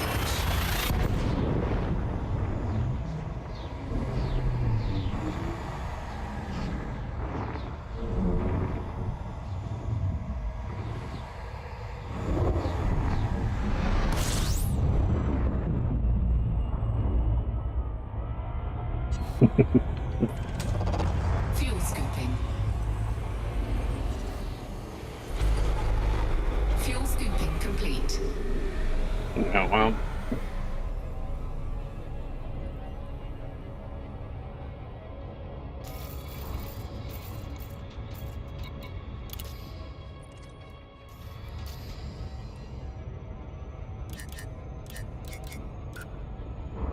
Anyway, the result of all that is going to be the world war is already going on, but it's going to change the current structure of alliances. Some of the people who are currently allies now will no longer be allies by next year at this time. Guaranteed.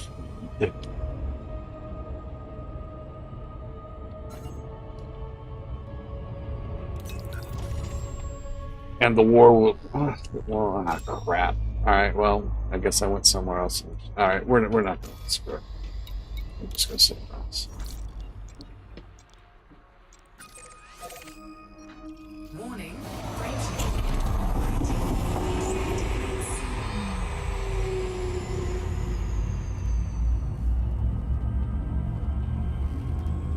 Ba-da-da-da-da. 4, 3, 2, 1, engage. It could be. Well, right now the Germans and the French are all cozy, but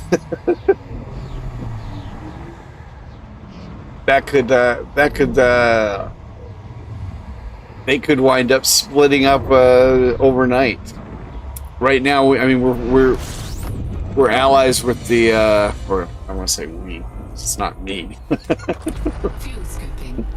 Their alliances are basically set up to crush, as you say, the working class more than anything else. But well, alliances are going to be shifting within the next year. I mean, basically, the interests of the European bourgeoisie do not match those of the United States bourgeoisie.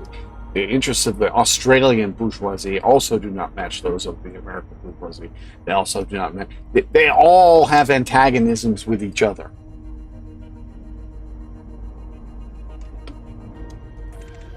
And at a certain point, they're going to, as each of these crises spirals out of control, they're going to cause ruptures all along the line. It's hard to predict who's going to be doing what, because you don't know where the crises are going to break out next. I mean, It could be an environmental thing. I mean, with all the environmental freaking things that are going on right now. Look at what's going on in Spain right now. Literally, if there was a section of the ICFI in Spain right now, and they had the leadership of the working class there, Spain would already be going through a revolution right now. Right? They're in a revolutionary crisis, but because there's no leadership there, these pseudo left groupings and different various bourgeois parties are able to suppress the class struggle. And as time keeps going on and this crisis of capital deepens, it's just going to be harder and harder to do, to keep suppressing this struggle. I mean, if you followed working class politics over the last, we'll just say the last 4 years since the pandemic hit, literally every contract that has been signed by every union, almost every single place in the world, has been a historic victory for the workers. Literally every fucking one of them in every country says, "Oh, this was a historic win," and yeah, it's been nothing of the sort. Workers' standard of living in every country, in every industry, has been rapidly declining for over a generation now, 2 generations now, with the complicity of the unions. Look at freaking the actors. Less than 25% of actors who belong to SAG-AFTRA. I mean, less than 25% of the people you see on the screen, not including extras because they don't belong to SAG-AFTRA, are eligible for medical insurance. Right now, there's a strike going on by voice actors. And the union is just like shafting them, making backroom deals and saying, well, they made a deal with us. And the deals that they're making are shit deals that don't do anything to protect workers. They video game performers, even though the video game industry dwarfs that of film and television and music industries combined. If you take all the money made by the music industry and the film and television industry worldwide and put it together, it's still, I don't even believe it's half of the money that's made by the video game industry. And yet, actors, unless they're A-list actors and like, you know, they're not making shit. They make like $1,500 to you know, might make $5,000 to $10,000 for a video game project, if they're fucking lucky. And there's no residuals. And the union's like, well, we're not going to go after residuals this year. We went after residuals last time and we didn't get it. So what we're going to do is we're going to focus on AI this time around. What the fuck is that? You're going to focus on one thing, and then the way they do it, they don't set up. It's just a sham. And it's not just them. I mean, if you go to every freaking union everywhere in the world, they're scamming workers, and they're saddling up to the bosses, and usually the oppositional liberal parties in whatever country they happen to be in. But all that is, I mean, at a certain point, that's going to come crumbling down, because I mean, if you work for a living, you know, there's not much else to give up. I worked.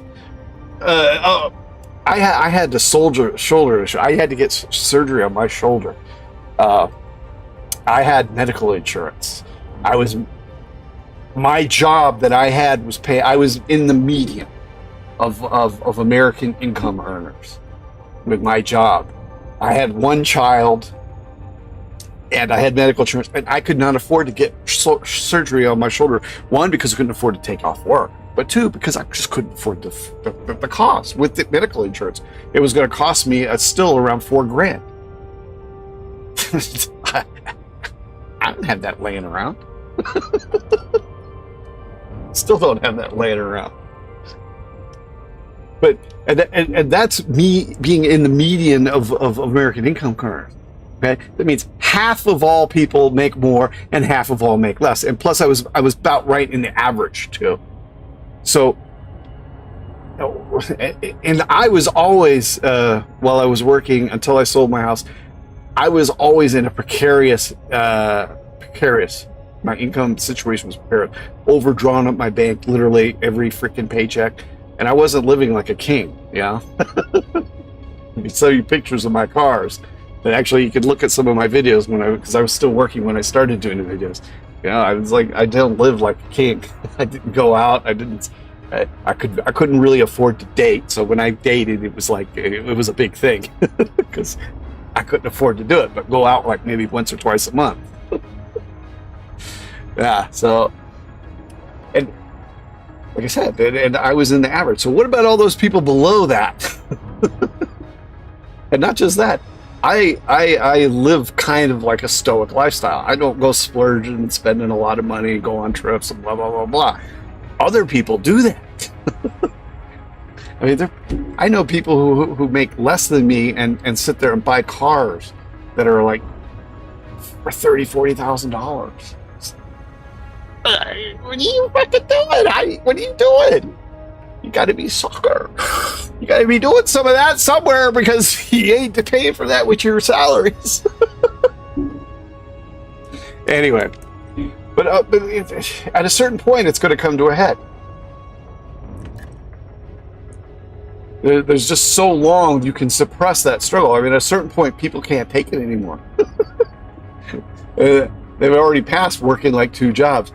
But I mean, at this point, the main thing is people just don't see a way out. Just like all they hear is the bourgeois parties telling them one bullshit thing after another, or the trade union leaders, who, by the way, make 10 times what the work. They're basically the income disparity between the trade union leaders right now and the people they represent is almost akin to the difference between the pay that workers were making in the like late 70s and 80s and the bosses. And that's essentially what they are. They've just become another layer of bosses that workers are going to have to deal with. And at a certain point, you know, when the majority of people just can't take it anymore, and they will, as they can't take it anymore, they're going to go looking for options or different things, and not just going to. People aren't just going to say, "Oh well, here, keep fucking me in the ass." Oh yeah, I like that. Take it. Oh yeah, give me some more. Ah yeah, give me some more of that. Yeah, I want to work 4 jobs. I want to work 4 jobs so that you can afford your Porsche and your fucking 200-foot yacht and your 3 islands and whatever. Yeah. Like I said, at a certain point, people are going to say, no, I've had enough. And it's not just here in the United States. This is a global thing. And that's what it requires. It requires a global movement of workers to put an end to this nonsense so that everybody can have a better life. Better life, longer life.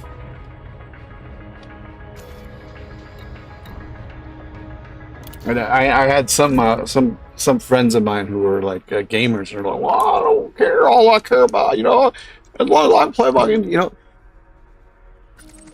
The video game industry is not outside of the capitalist system. There's a reason you have so many shitty games out there. There's so many. There's a reason that all these monetization policies are in there. There's a reason games have been coming turning into shit. Not just games, but movies and all that. It's all about the lowest common denominator. Well, most of these gaming companies are owned by the same fucking people that own your companies. I think BlackRock has a stake in just about every freaking publicly traded video company there is, and movie and film company as well. Frameshift drive. And it's not just BlackRock.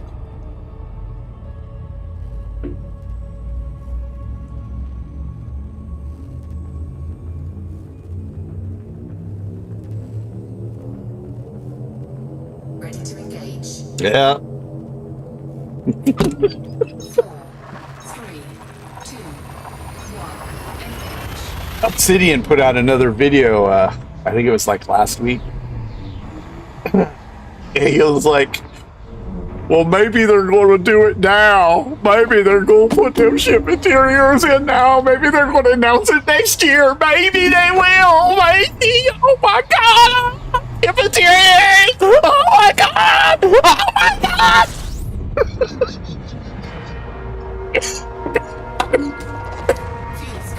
Fuel scoping. Complete. like, look what I've been doing. Okay. Here's the difference with ship interiors. High integrity compromised. Oh, okay.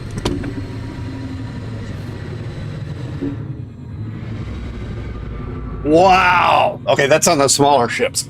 On this ship, it would be like, okay, I can get up and I can walk all the way back. Oh, look, there's my toilet. There's my little rec room.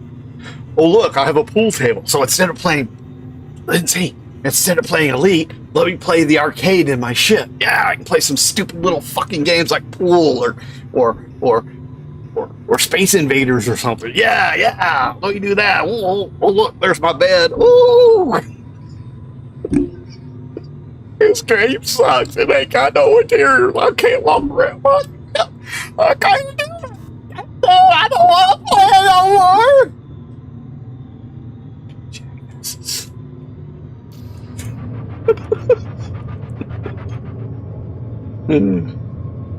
Frameshift drive charging. Now, to be fair, Obsidian was not one of the jackasses who said that he wasn't going to play the game anymore because they didn't have ship interiors. But you know who they are if you follow any of the Elite streamers.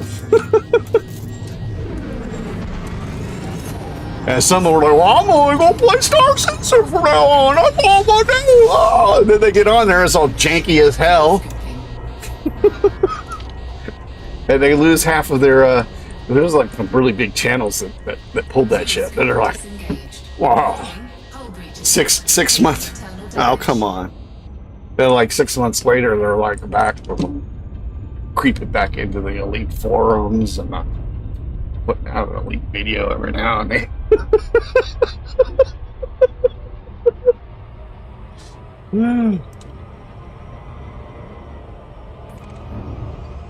Because they have no principles.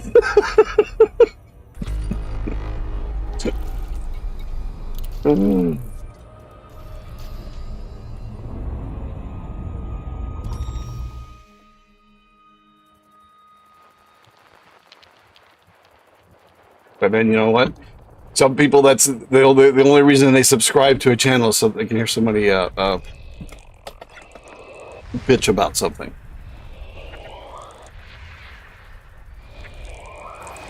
Or the what is it? The what's the word I'm looking for? The spectacle. They're looking for the spectacle. So you try and make a spectacle of yourself.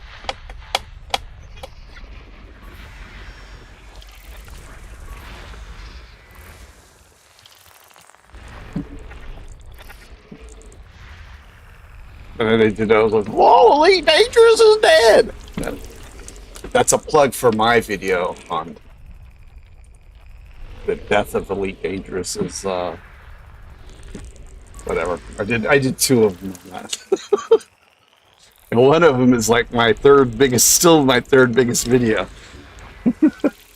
And I could have built my channel up really quick by making videos just basically trolling trolling ship interior people.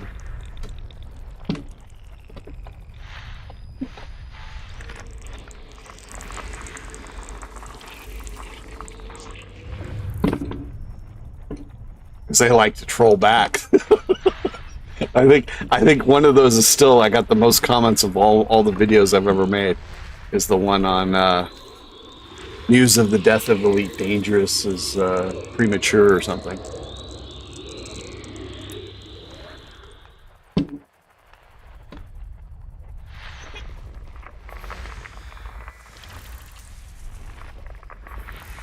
I think that was even bigger than the Ganker one. That's another way you can artificially inflate your numbers on YouTube. Make videos about make videos ridiculing any trolls,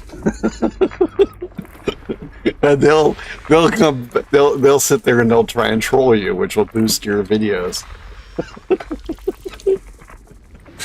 They'll repost the video in Reddit, telling people, "Oh, look at this dumbass."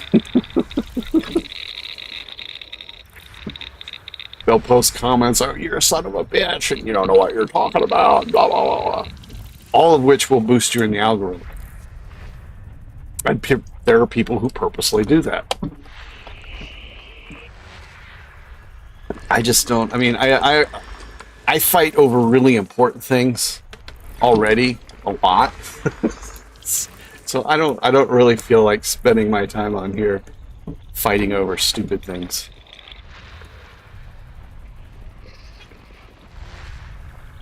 I mean, I'll do it every once in a while because I'm a bit pugnacious. Not all the time. It gets a little old after a while.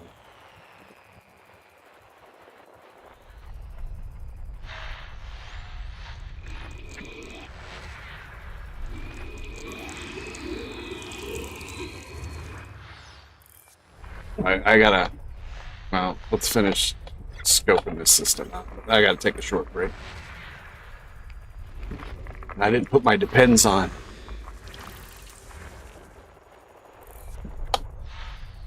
I used to, when I was a dealer, I used to use that line when people go to the bathroom. You know, real gamblers, they wear Depends. I guess I could say that about streamer. A real streamer, they wouldn't be wearing Depends.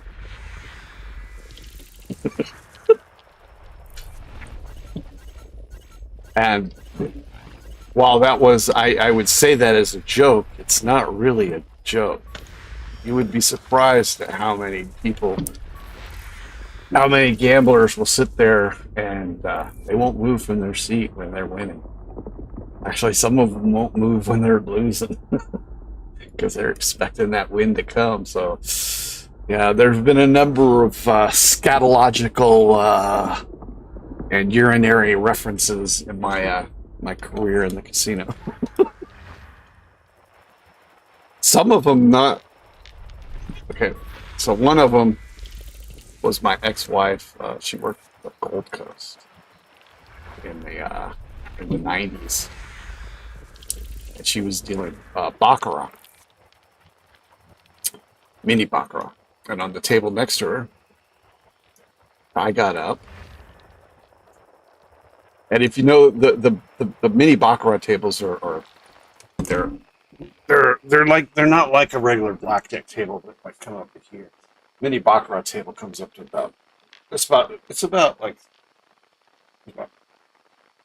this high, like 2.5 feet high. So anyway, she's sitting there dealing. She's on a dead game, and this guy's getting pissed off and he's like yelling at the dealer. And he just stands up, undoes his pants and whips it and he just takes a leak on the table. Yeah, they threw him out.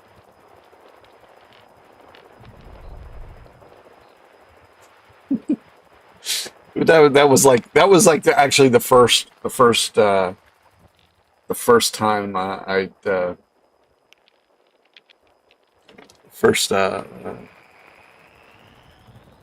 bathroom experience on the casino floor. There were many more to come. Casinos are not nice places. Dirty, really dirty. Never, ever, ever sit down on the floor in a casino. And it's, I would see like parents have their kids in there, and they would have them like sitting on the floor. I'd be like, "Man, please get your kid up off the floor. Don't go have them wash their hands. Like, you don't." Yeah, no. Ugh. Yeah, you know, but they let them in the damn casino. They shouldn't. In Atlantic City, they don't. They can't be anywhere on the casino floor. But here in Vegas, no, they got everything set up so they train the kids to become gamblers while they're visiting with their parents. But I'm surprised they don't have a lot more abductions. I mean, the number of unattended children you see, and you report it, but still, I mean, the fact is that until you report it, until security comes over, that child has been alone running around for how long? Until you saw him. Yeah. Anyway, I'm going to take a short break, and then we will be back for your gaming amusement and maybe a few more stories from my casino past. Oh yeah, it's going to have to be it's going to have to be a little break. I have to go to the bathroom, and I have to get some more water. I have to take care of my cat real quick.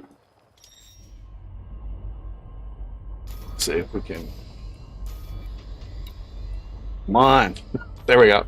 There we go. That's what we wanted.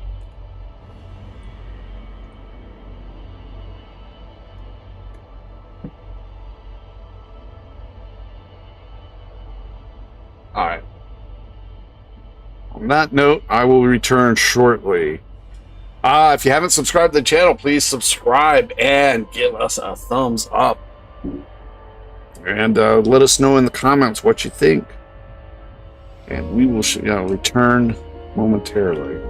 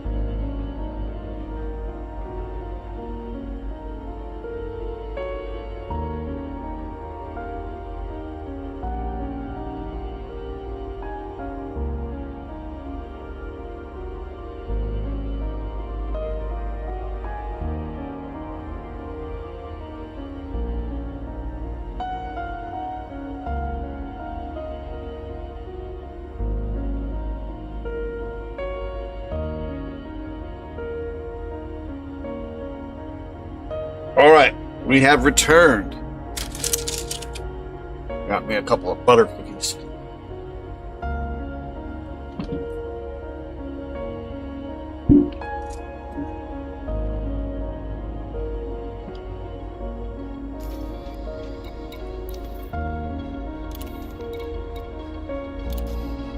All right, let's see if we can find someplace to land. Frameshift drive charging. Last of the butter cookies.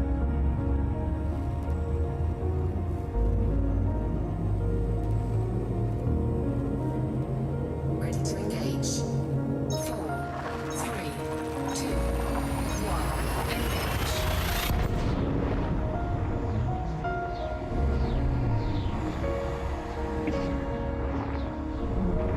Yeah.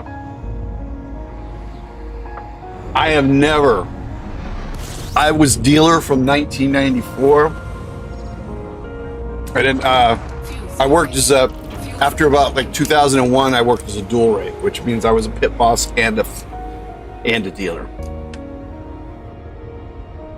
So basically, well, I'll tell. I can say where I worked at the first time was at Stardust, and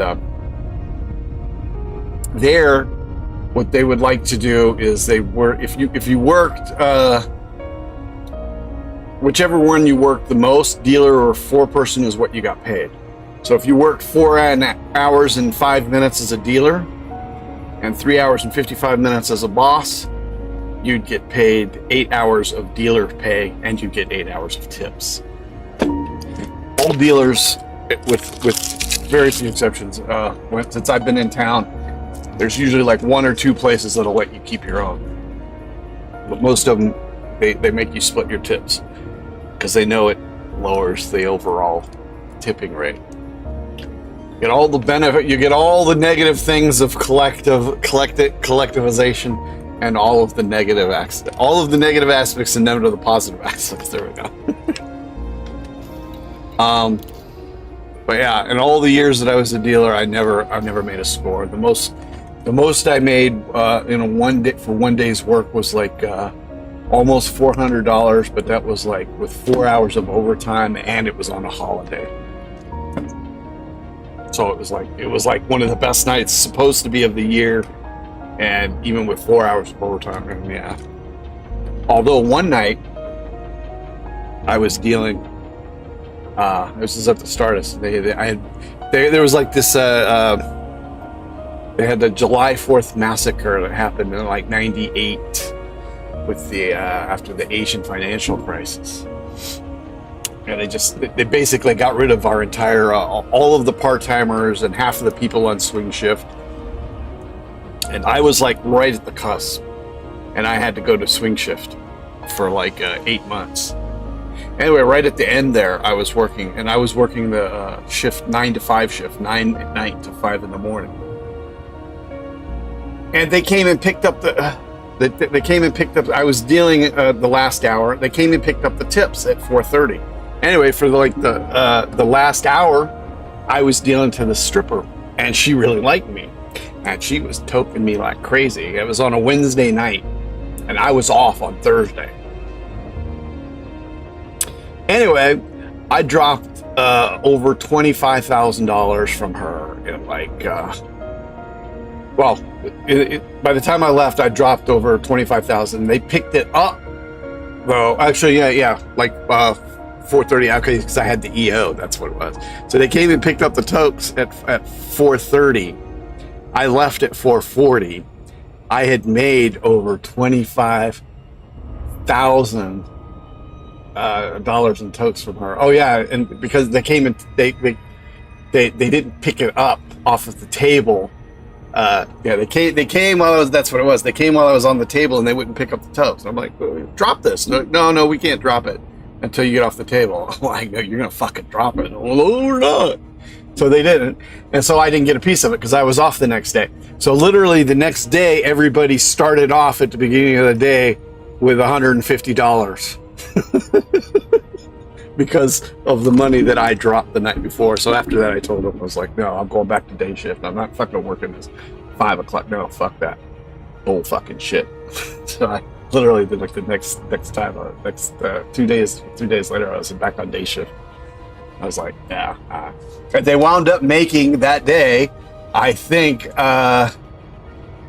they didn't wind up making a whole. It was like 150 that I gave them, and they wound up making like 210.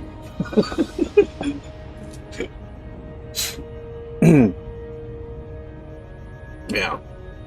Oh yeah, I used to keep track when I was working at the Stardust, and literally every year, I would reach dropping $100,000 in the box by August every fucking year.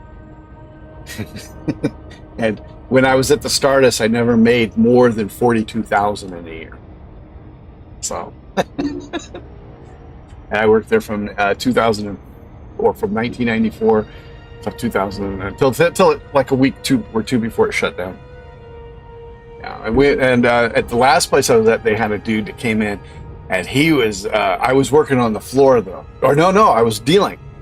That's what it was. I was dealing. And the other place I worked, you got paid for whatever you worked. So if you dealt 2 hours, you got paid for dealing 2 hours and 2 hours tips. And then if you were on the floor for the other 6, you paid floor pay for 6 hours. So I was dealing, and we had this George come in, and he was dropping tons of money. The dealers that day wound up making, I think, $1,200. They wound up standing me up after like an hour, so I still made like $250 or $300. I can't remember what it was. It was 100. I think I made like about. Yeah, I think I made close to like 200 totes that day. So. But they made me stand up, and I had to go. I had to become a 4, so I missed out. I still missed out on the one time that I could have really gotten some. But all the other time is that there was a score too that I just wasn't working. And usually it would happen like on a Tuesday or Wednesday. It was very rarely on weekends that you'd have like a big score, because everybody was working. Anyway, let me check this out here.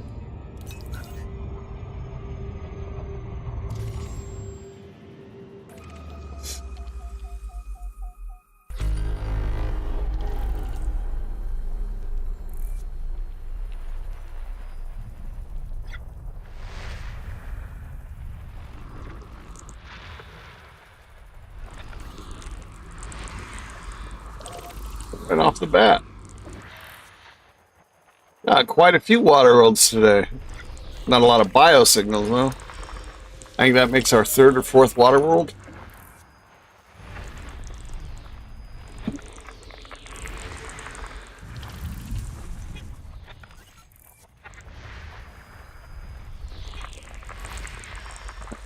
One bio.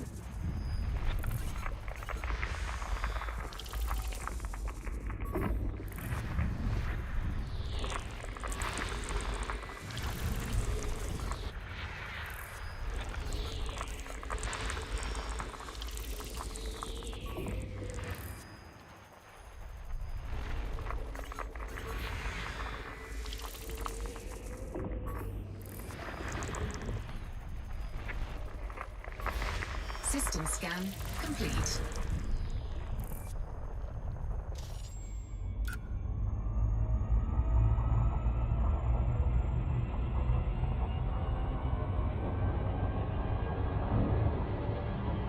Oh, well, we're not going to go to this one.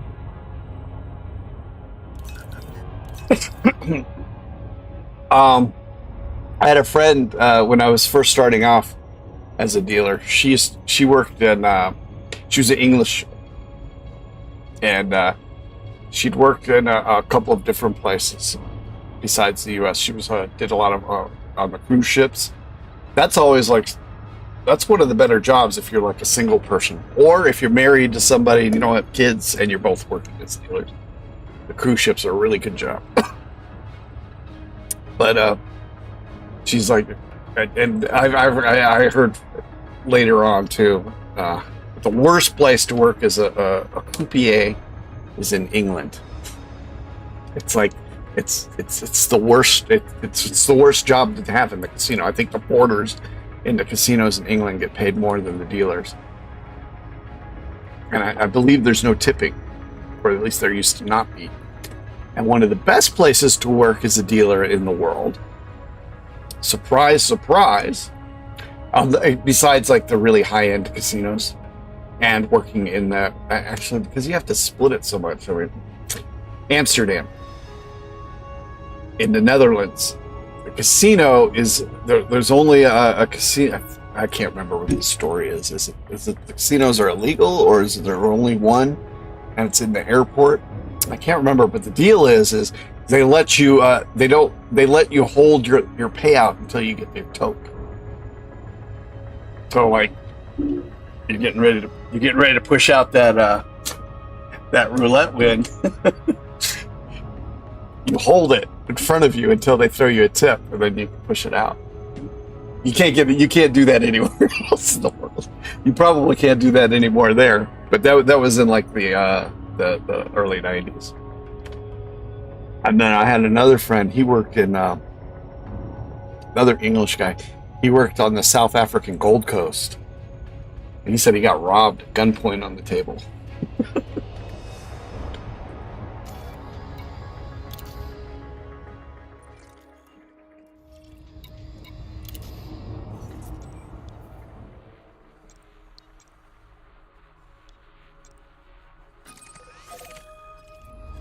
Which I'm actually surprised never happened to me when I was working at the last place I was at, because there was very little security late at night, and I saw lots of gangbangers running around. You see their guns sticking out their back pants.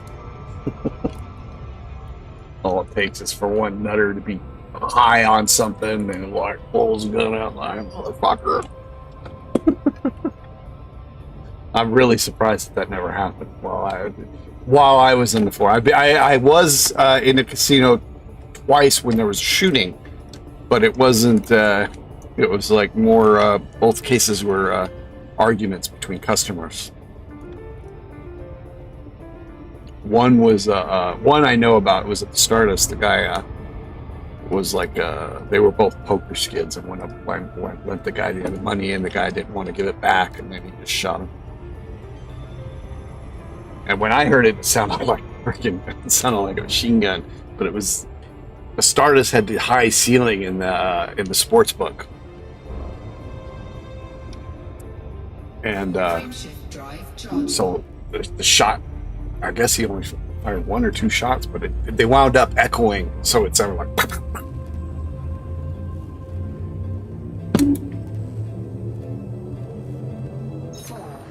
3, 2, 1. Everybody was running. It was right. It happened right at the start of the shift. Everybody was running, or everybody was hiding under the tables.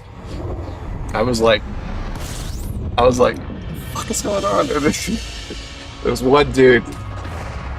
It's a floorman. Fuel scooping complete.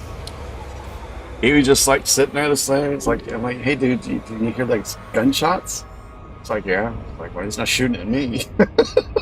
He was just going about it, doing everything he normally does. He wasn't worried about it at all. Can't remember his last name. His first name was Andy. Okay. He wound up going to the Venetian, so he might still be there. So if you see Andy there with the Venetian, tell him you heard about how cool he was when the shooting happened at the Stardust.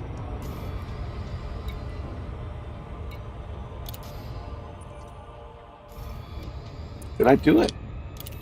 So busy talking. I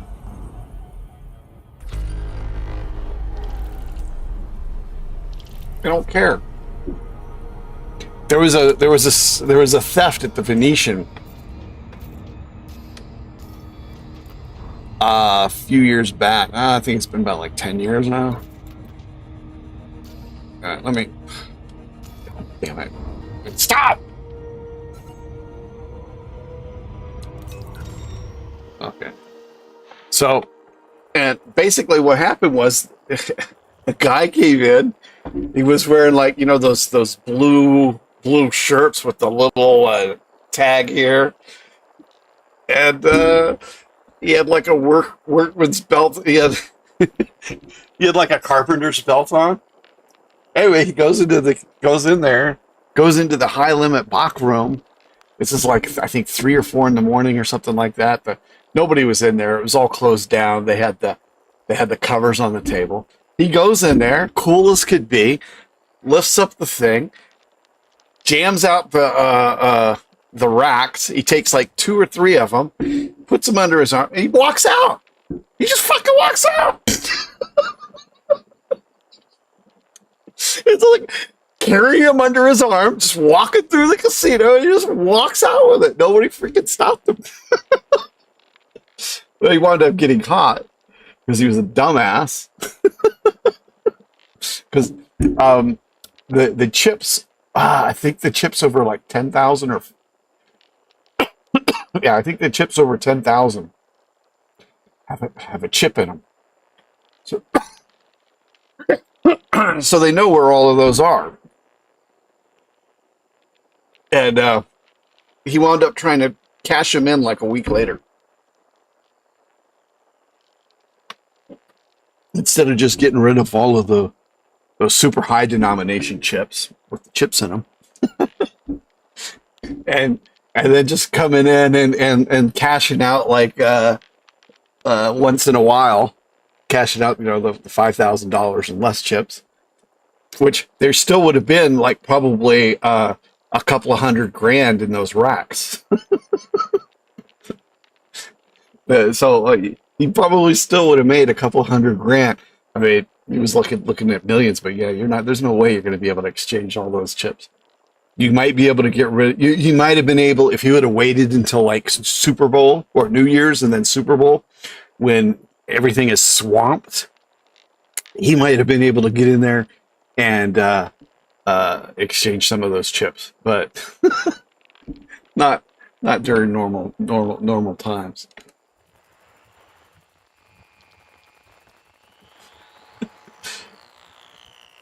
But I mean, if you look like you belong there, people will think you belong there. And like there was this con artist scam that happened. This one happened not too long ago. Okay, I think this one happened. I think this one happened since the pandemic. So since I've been out of the business, and dude would come in. I can't remember which casino it was. I think it might have been one of the Caesar properties, but I'm not sure. Maybe the MGM. I don't know. Don't quote me on where it's from, but actually, I think he hit they hit a number of places. But what they would do is the dude would come into the place, and I think he went. I think it was he just goes straight to the cage, or they call first and say, "Well, we got so and so coming down, and he needs to check something out." And he got him to give him like he pretended to be a corporate executive for the company. And he had him just give him money, and they gave him the money. Because, I mean, what are you going to do? Your boss, especially if you work in a place where your bosses are shits anyway, and some guy comes in and he tends to be the boss of your boss of your boss of your boss of your boss, and he tells you to do something, you're going to fucking do it, or you're going to, you're worried about losing your fucking job.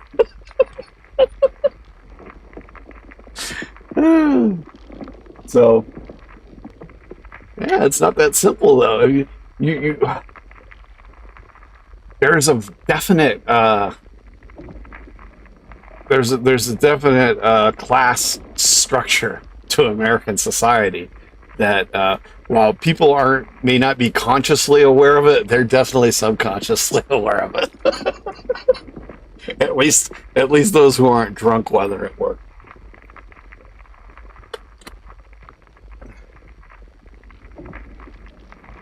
And they hit like a couple of casinos. I still don't think those guys have been caught.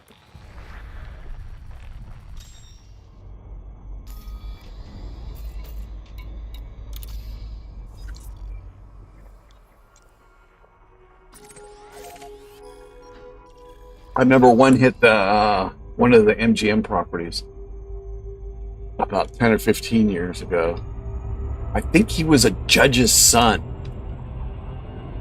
and he wore a motorcycle helmet in, and he wound up holding up the table at gunpoint and took the chips, and he ran off. And he got caught. He got busted trying to cash the chips at another casino. I'm pretty sure he was a judge's son. Frameshift drive charging.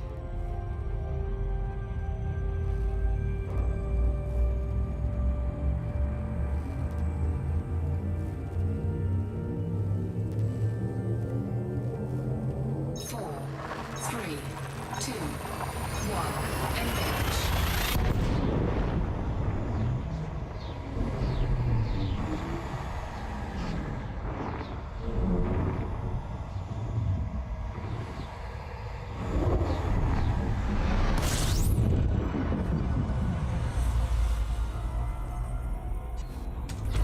Fuel scooping complete.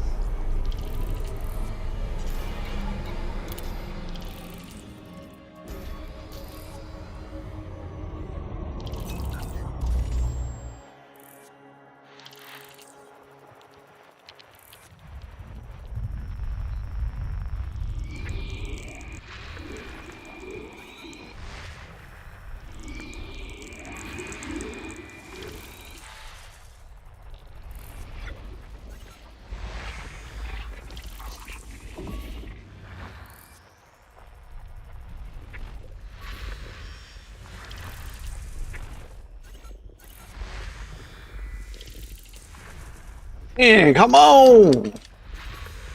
Give us some bios.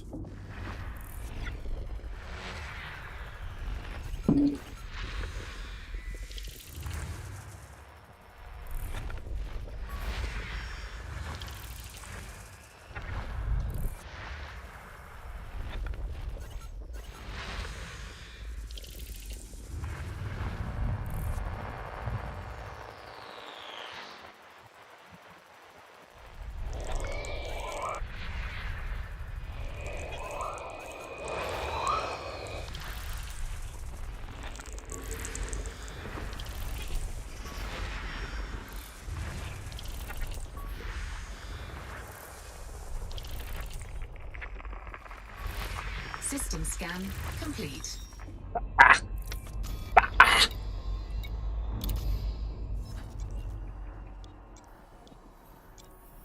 Well, see, now I'm way away from the thing now. We need to get back over in here.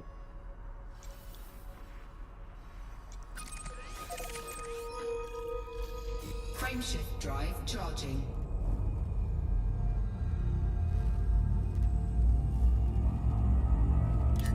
Uh-oh, what happened?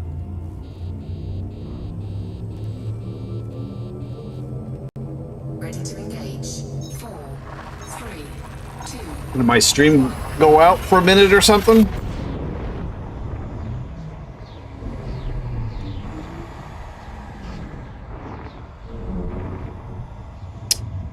Oh, on my phone it shows that there's on my studio it showed like instead of showing how many people were watching and how many views it has, there were just like dashes, Disengaged. which made me think maybe the stream got interrupted or something. It's back now. As soon as I looked at it on my phone, it came back on the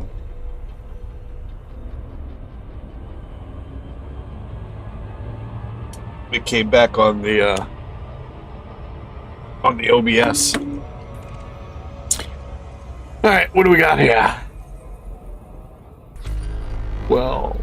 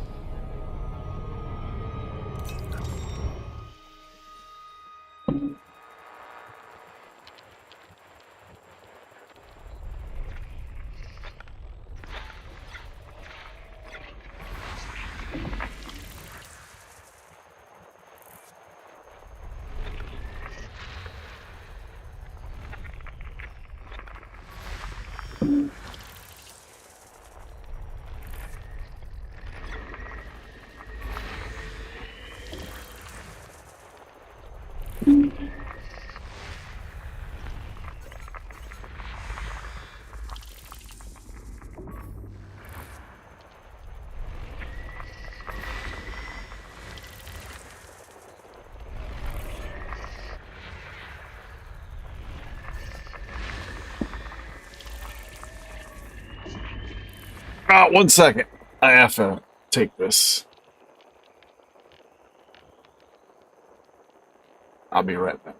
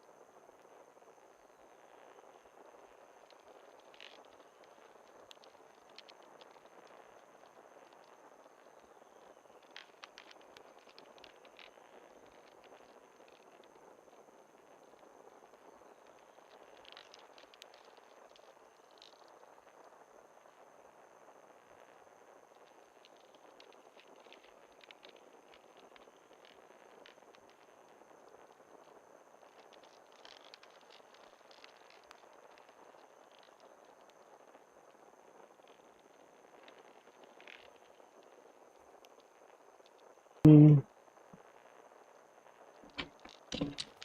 right. That was my son. He wanted to know if I watched the Mike Tyson fight. I told him I did not, and he said, "Well, I did not miss anything." He said they showed it in his work. It was ridiculous.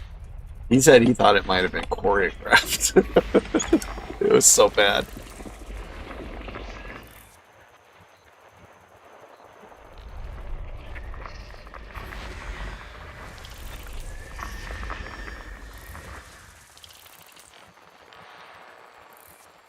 He works in a casino, by the way, but no longer as a dealer. He did for a while as a dealer.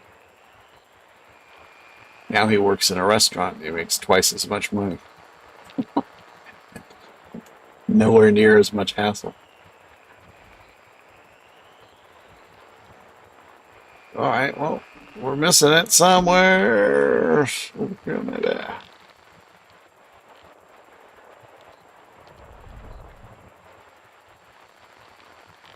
Somewhere. There we go.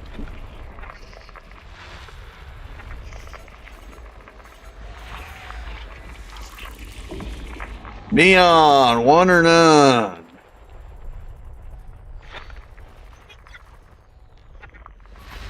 System scan complete.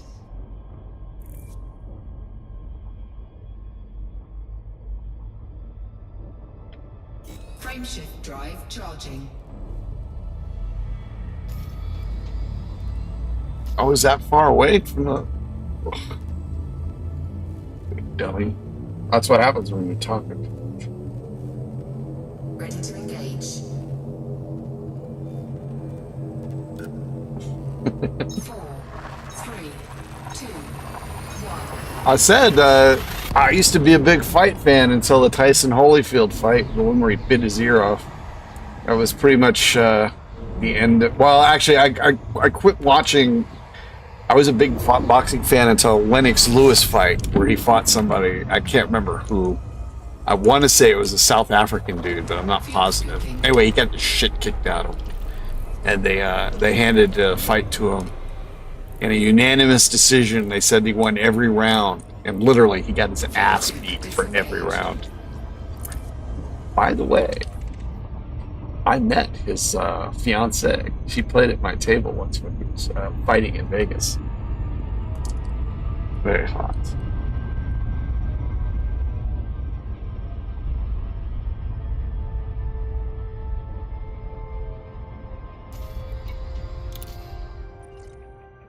But yeah, after that scam of a fight, I was like, I I I didn't watch fight boxing that much anymore, except for I watched Evander Holyfield's fights because I'd watched him since he was an Olympian, and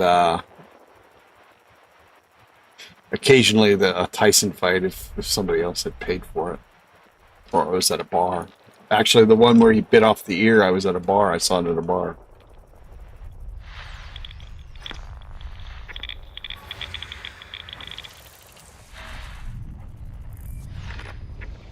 And then when he bit the ear off, that was it. I was like,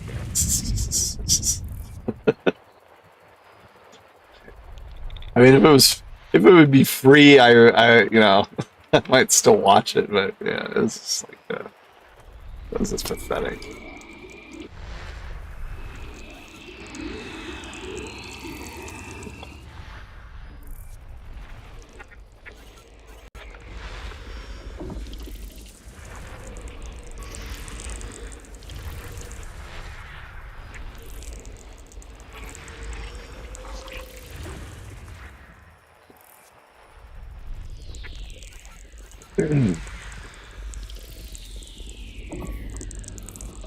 Three. All right. Finally, we've got somewhere to go.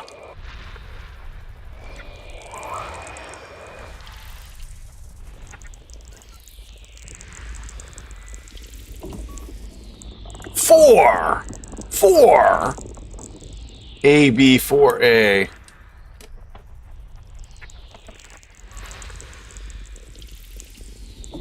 AB4B. All right. Well, we're gonna go here.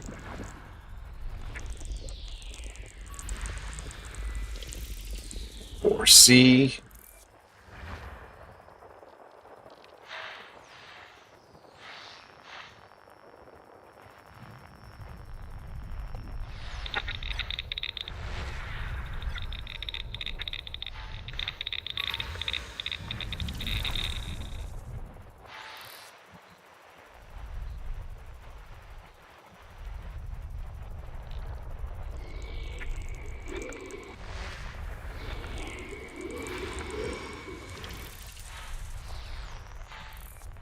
Da, da, da, da.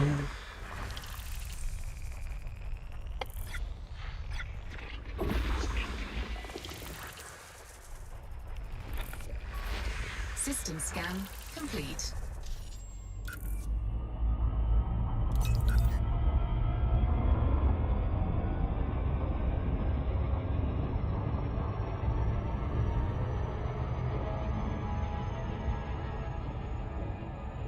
Did she at least punch me? I'm not. What's that a rough? Ooh.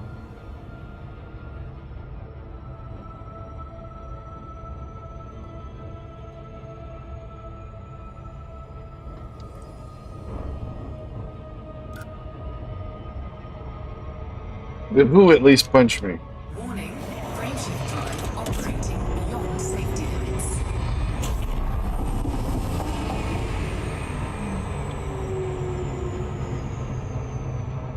Oh. No, she was flirting with me.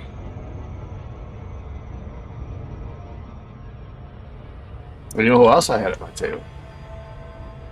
Even sexier, an even sexier. She wasn't a fiance; she was the wife of Jeff Speakman. If you don't know who Jeff Speakman is, he's the head of one of the Kempo organizations right now. He was the star of Perfect Weapon, which was his first movie, and it was the fight scenes in that movie were choreographed by Ed Parker before he died. And he went on to put out like 5 or 6 movies. All the rest of them were really bad. That one was kind of bad too. I watched it not too long ago. But for an American martial arts movie, it's one of the better ones, especially from that time period. You know what I need to do? I need to go back and look at one of my favorite American martial arts filmmakers. Actually, there were two, but one of them was like he's got like an Aussie accent. So I think he was. I think he was born in Australia. He moved to the United States. Gary Daniels, and the other one trained under the same teacher, I believe, was Don the Dragon Wilson. I liked his movies too, but I haven't watched any of Don Dragon's movies in at least 15 or 20 years. So the acting was usually really bad. Same with Gary Daniels movies, but the martial arts were usually pretty good. Gary Daniels was in one of Jackie Chan's movies. He was in the he was the villain in what was the movie's name? I can't remember. It was the Jackie Chan movie where he goes on the boat and he dresses up as the girl and fights as the girl. So it was whatever that one was. Yeah, the acting in Daniels and the Don Wilson movies was usually really horrible. But I remember I liked the martial arts. I'd have to watch it again to see now that I'm much better. Because I've oh look, there's some tussock.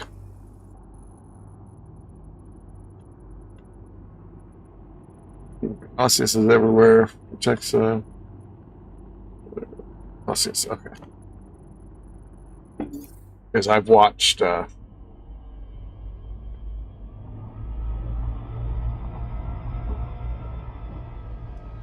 don't know. I'm trying to think of somebody who I've watched recently who well, I watched one of Chuck Norris's movies recently. It was so horrid. Oh God, it was so bad. It was the filming was just I can't remember which one it was. I wanted to watch the one where he's in Singapore and he works as it was his Game of Death, but I couldn't find that one. It was one of the ones that are for free on YouTube, like Force of One or Forced Vengeance. Good Guys Wear Black, I think that's the one I watched. Oh, I couldn't even get through it. That was actually his first martial arts movie. I remember because I looked it up afterwards. Oh God, it was horrid. Not only was the acting bad, but the martial arts was just pathetic. Omega Man. Is that the one where he's constantly thinking, God damn you, Joe, why did you have to do this?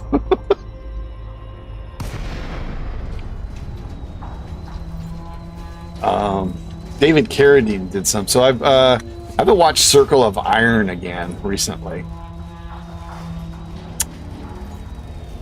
So, but David Carradine's basically a Tai Chi dude.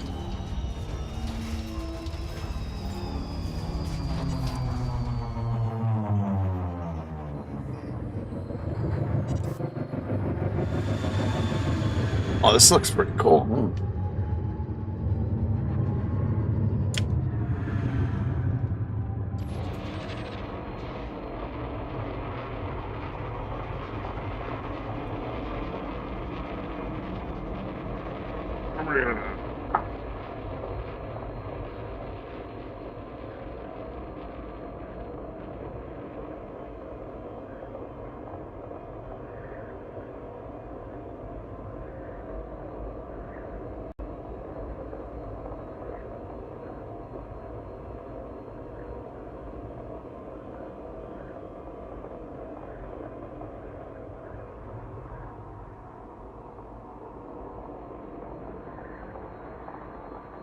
That looks pretty cool. I like this one. Let's get one. Let's get a photo without the shit.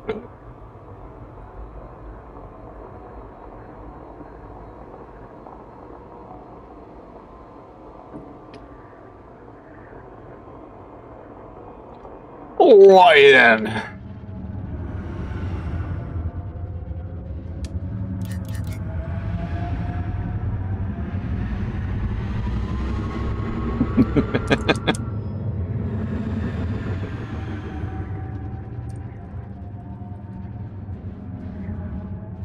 I met, well, I didn't meet him, but I saw Chuck Norris in the casino too, at the Stardust.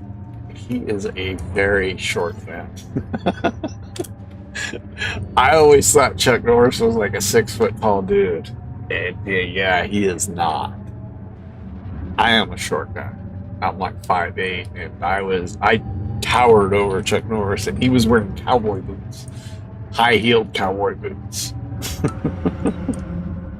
Yeah, see my stream. I got a thing that says that YouTube is not responding. What the heck?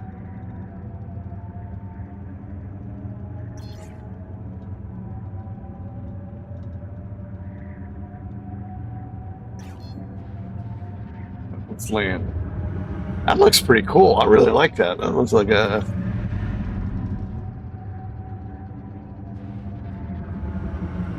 What is this? Oh, this is...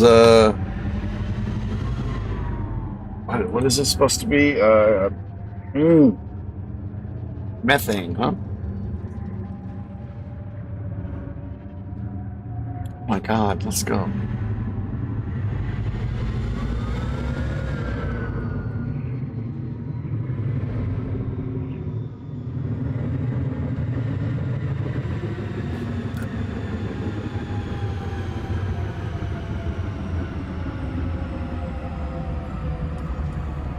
I'm gonna crash. Hull integrity compromised. Taking damage. Damn it. Well, he wasn't going down. It's like taking forever. Alright, well, I can't go any slower than this. Oh, my landing gear's not down. Dumbass. Oh, my landing gear would have been down. I probably wouldn't have crashed.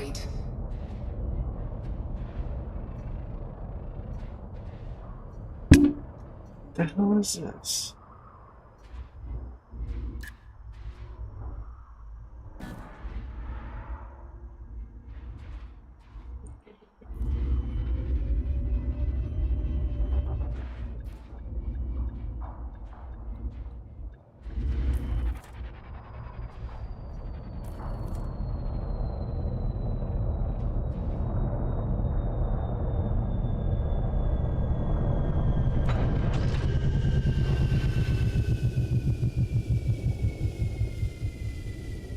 It says YouTube's not receiving enough information to continue the stream.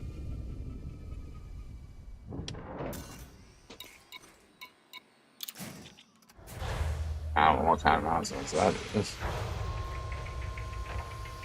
But if we do get disconnected, Low gravity warning.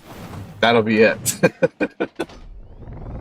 So, just in case it does happen, I will say, 07 Commanders, please subscribe, and if you haven't done so, and give us a thumbs up, and check out some of our other content.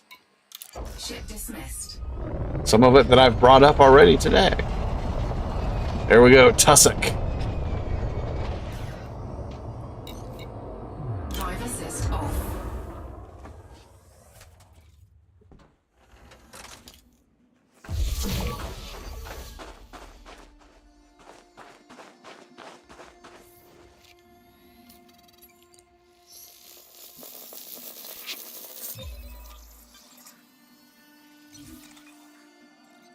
The Visa Lime, not the cheapest one, but not one of the expensive ones either.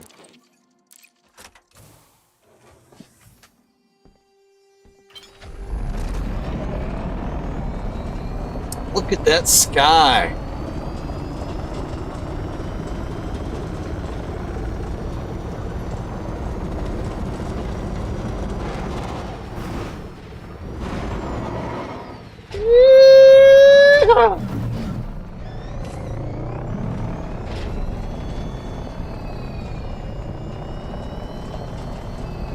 Should be Osseous around here somewhere too. Although I have not seen a one yet. Drive assist off. It just says here on my thing that I've got one of those error messages, and it says that it's not getting enough. YouTube's not giving enough information. We're not receiving enough information.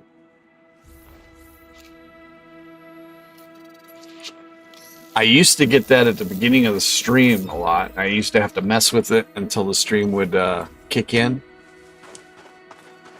But once they did their update, or was it earlier this year? I think it's the beginning of this year. Anyway, since the last update for OBS, they kind of took care of that issue. I haven't had to deal with it. Except like, this is like the second time this has happened, like towards the end of the stream after a couple of hours. The last time it just resolved itself.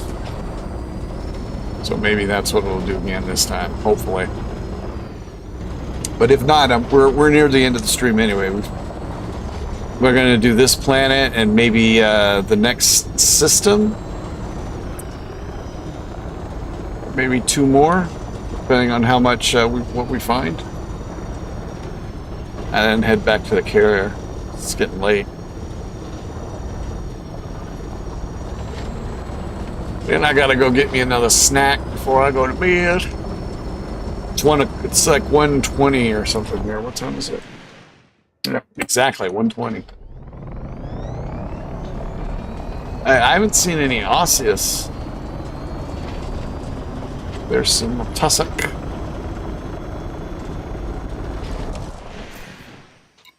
Drive assist off.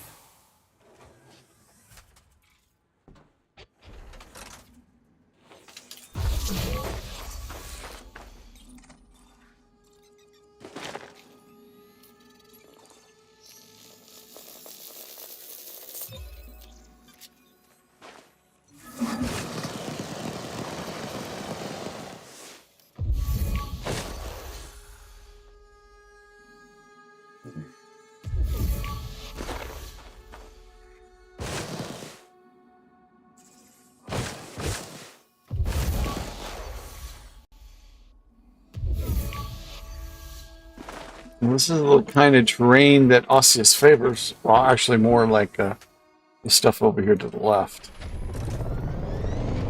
Back over there.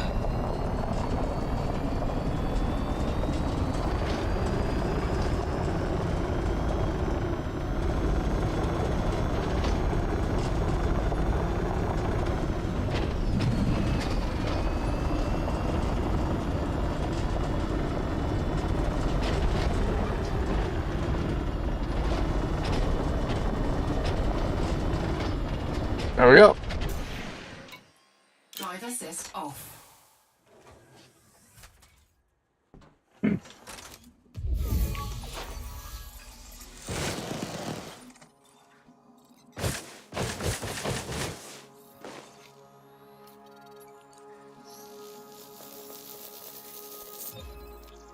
Spiralis. Spiralis.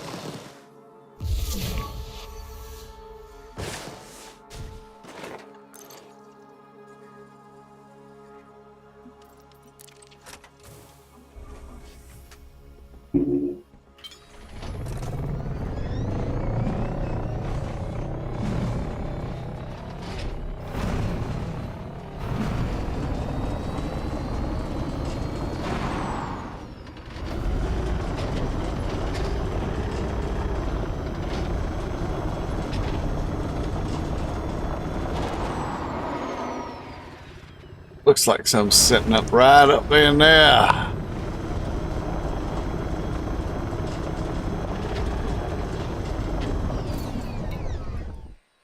Drive assist off. I still got that error message. Still hasn't gone away. You know what? Let me put up my.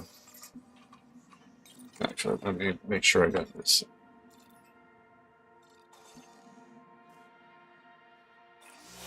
Shield activated. Okay, let me here.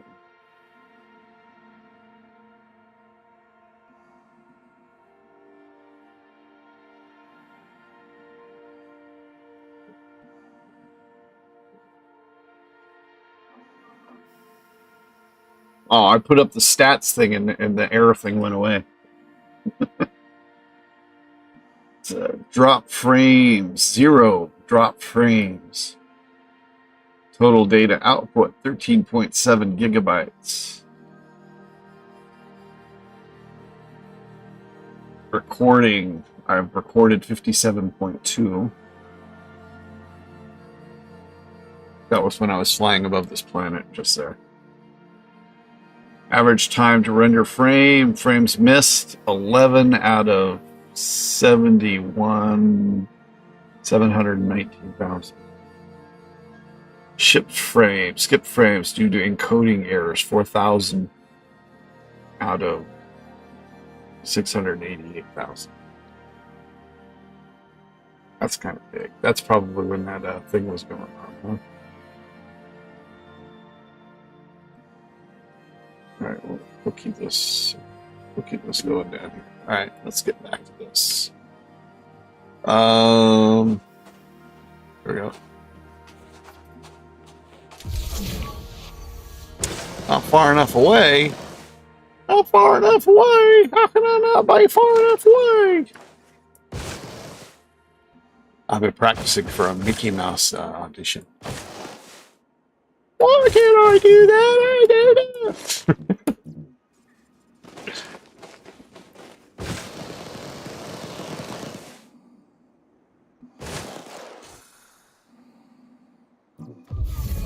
I don't see anything else over here.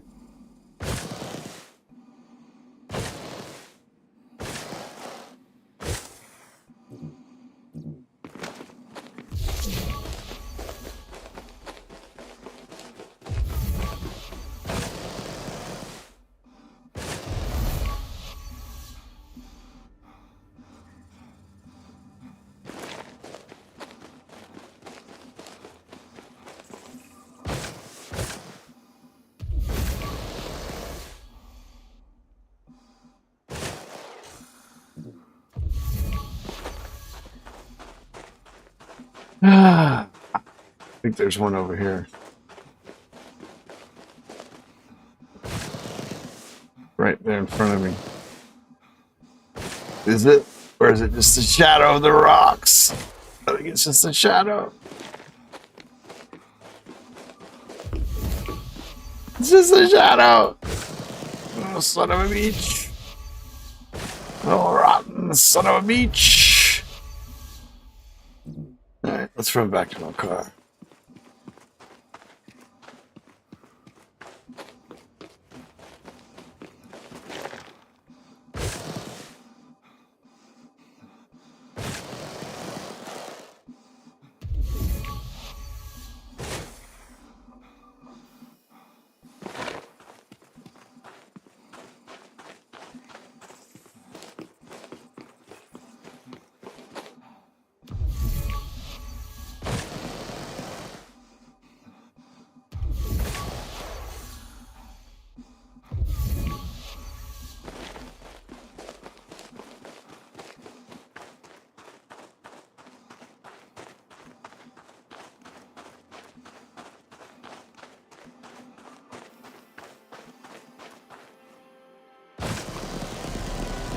Looks like there's light right over there, doesn't it? Right there.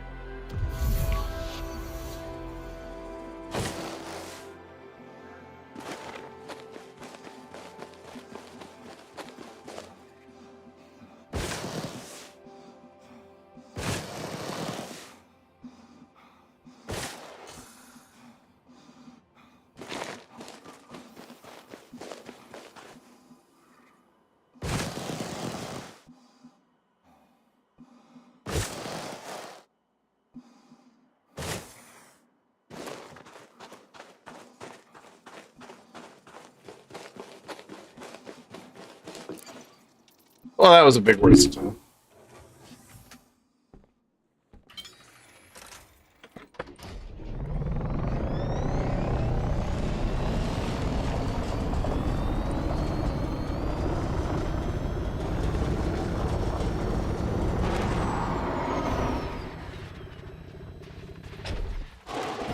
Ugh.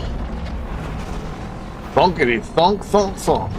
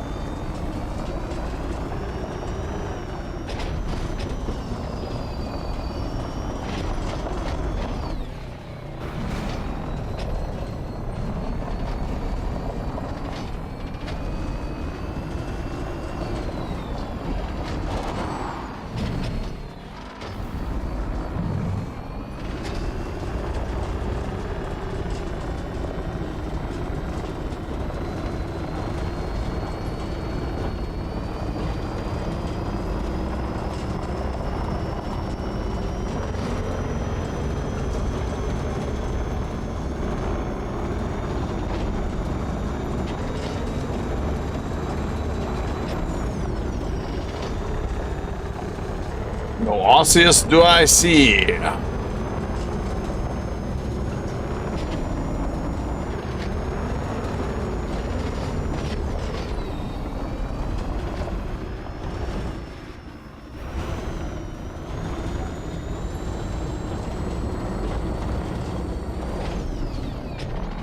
Over here? Aha!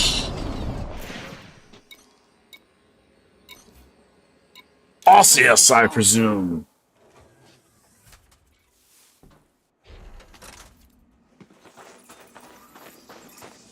Where the hell? Somewhere.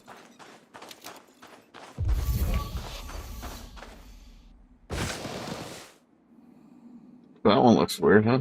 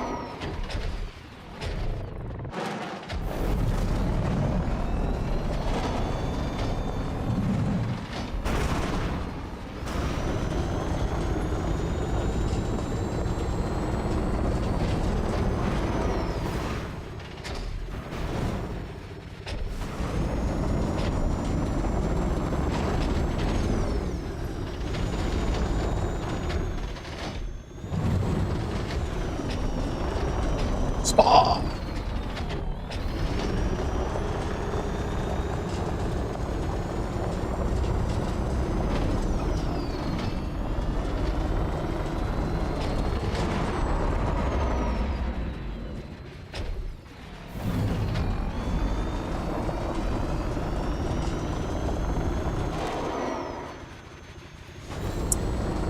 I see some raw air.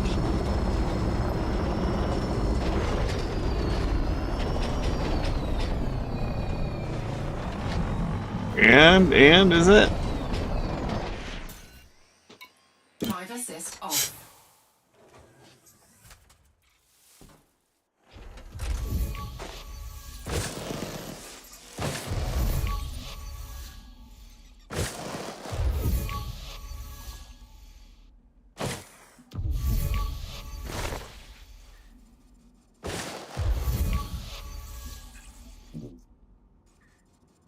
Yeah, let's see.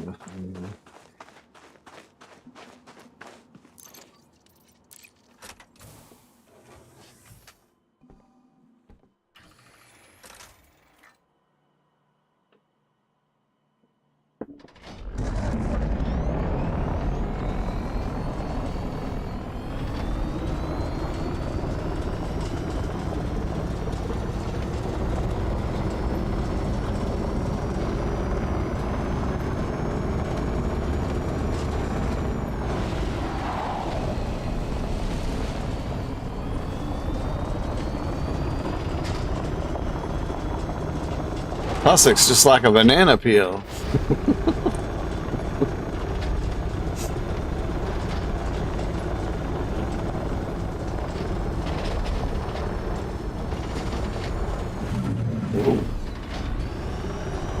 Oh, what was that noise?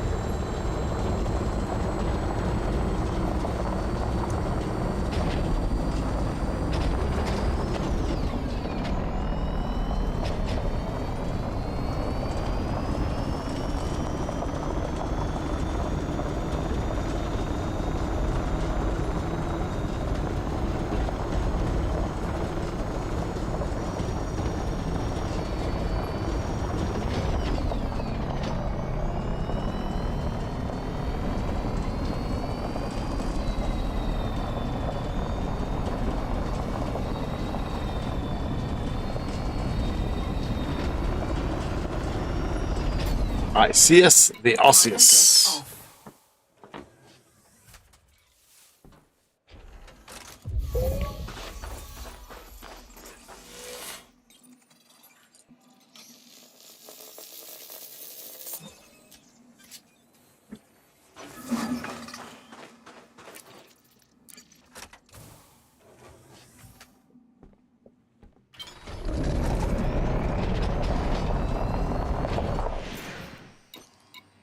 Ship recalled.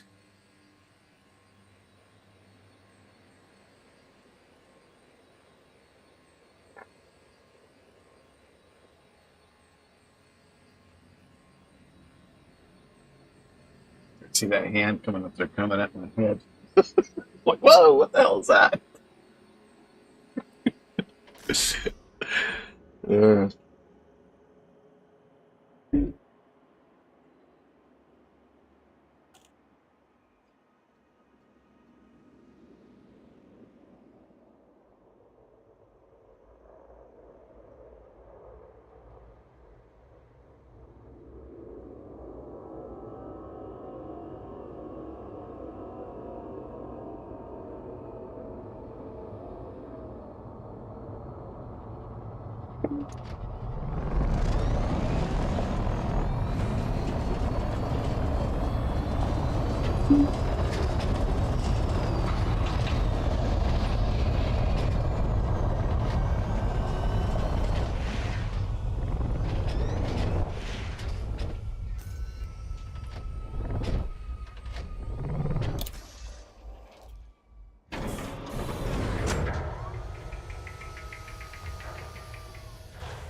Drive assist off.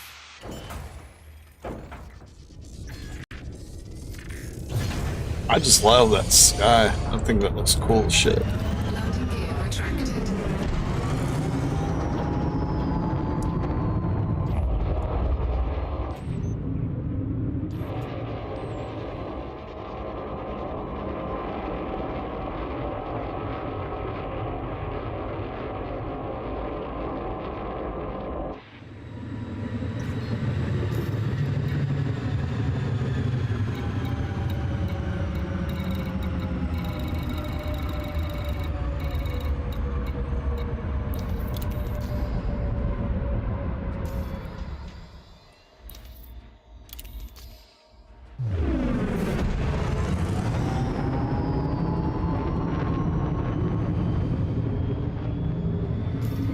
Alright, well.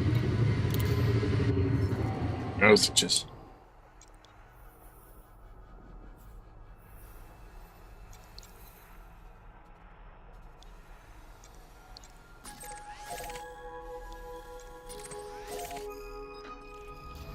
Frameshift drive charging.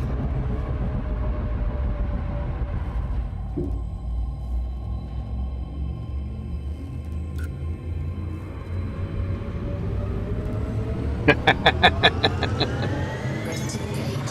3, 2, 1. Engage.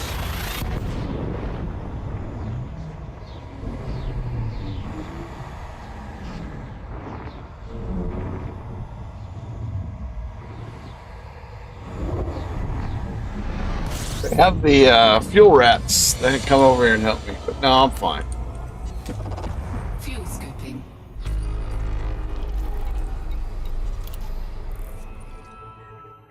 Fuel scoop disengaged.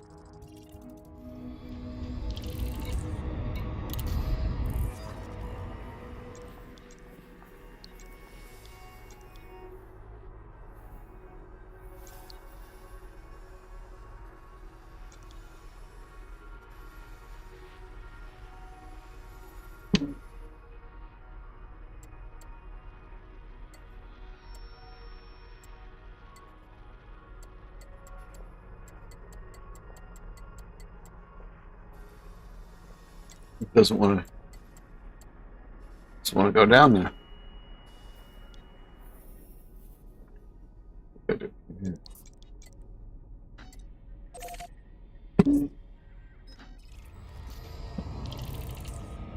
Frameshift drive charging.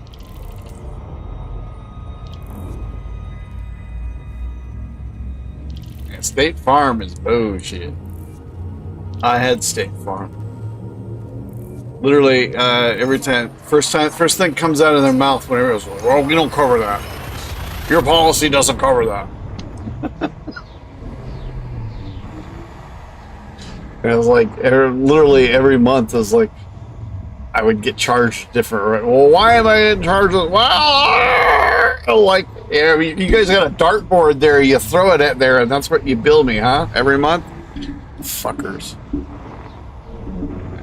Don't use State Farm. Use anything but State Farm.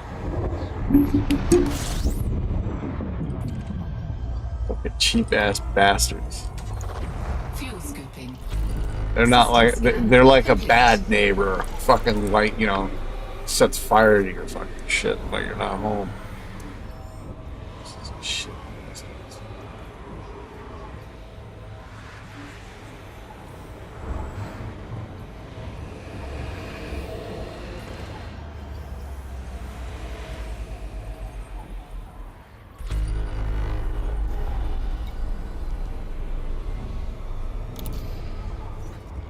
Fuel scoop disengaged.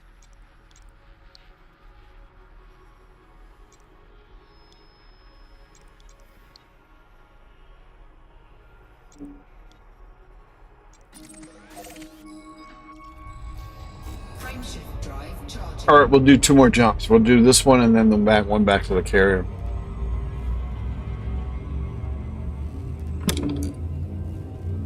We didn't get a lot of biosignals. I think we only got 3 of them this time, huh? Ready to engage. 4, 3, 2. I got more water worlds. I got 4 water worlds and two ammonia worlds I found. So this is going to be a not very profitable stream. I'm guessing maybe 50 million. Fuel scooping.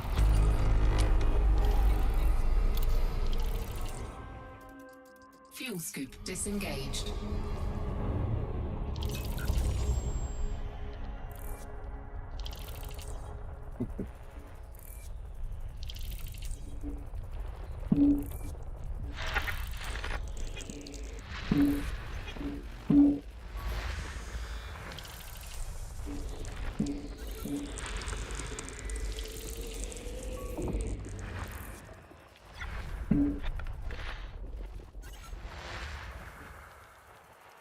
Ah, come on, where is it?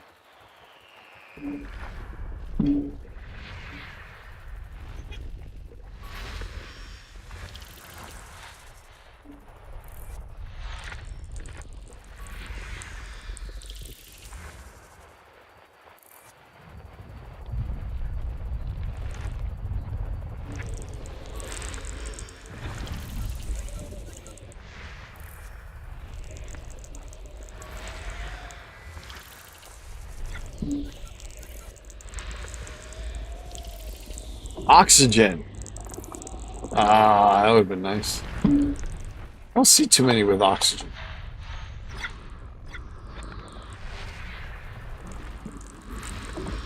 There's a water world. I'm not gonna bother to map it unless it's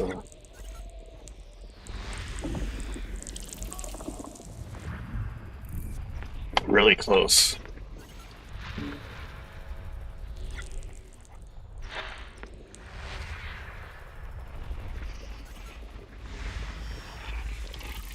There's 2 water worlds in this system.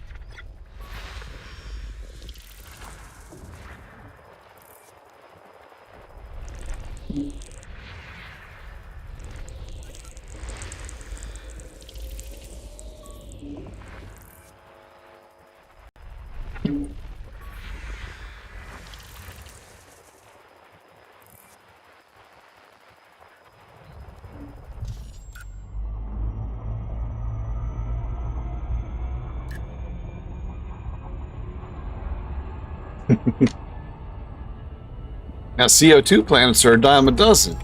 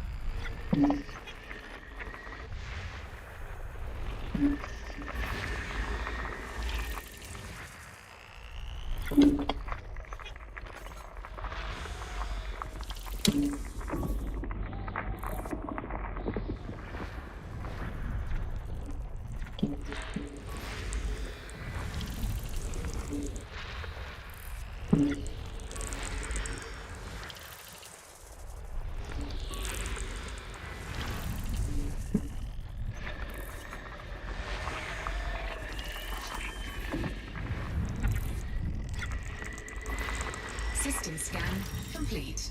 All right, that's it. We just gonna head on home.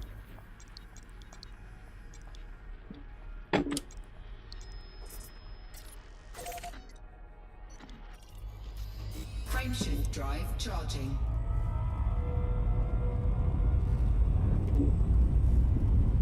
Somebody's got to do it, huh?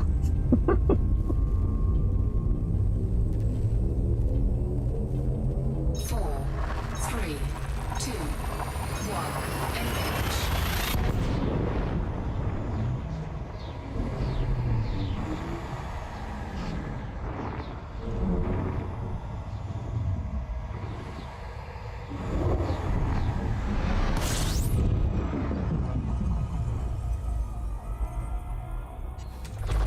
Fuel scooping.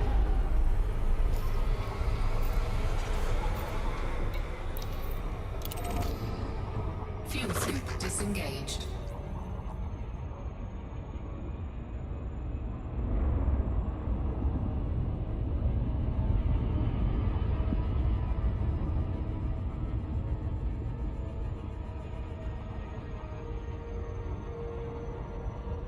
I don't know what we're gonna do tomorrow. I'm thinking since I didn't stream yesterday that I would like get on and do an extra long stream. I'm like thinking about doing Stalker. I'm doing the maybe just call it a shooter stream in case I get stuck again. Because we're not going to want to see me doing 6 hours of me doing the same dance over and over again. So like I'll do like an hour, and then if I haven't progressed any, I'll move to the other one. I'll move to Everspace 2.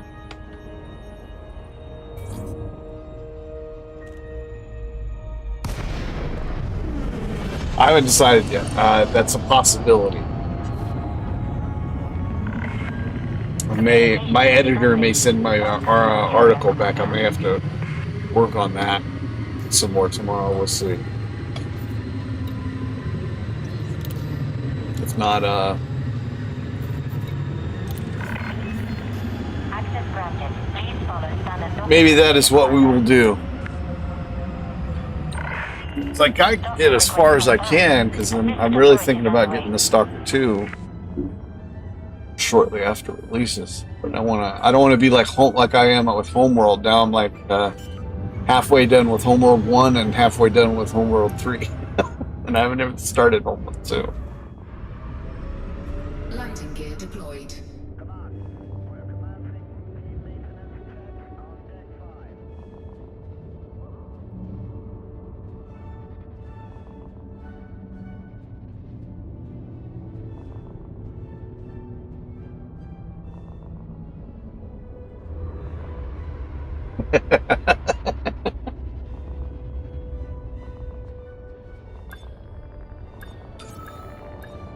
No, editor is appropriate for this. Almost safe landing. Clamps engaged. All right. Oh, let's see where we're at. 489. Well, we ain't gonna get to 5 million this time. I bet we're probably gonna get about the same amount for the bios as we're gonna get for this for the Cardo, which is unusual. 15 million. Well, that puts us over 4.9, huh?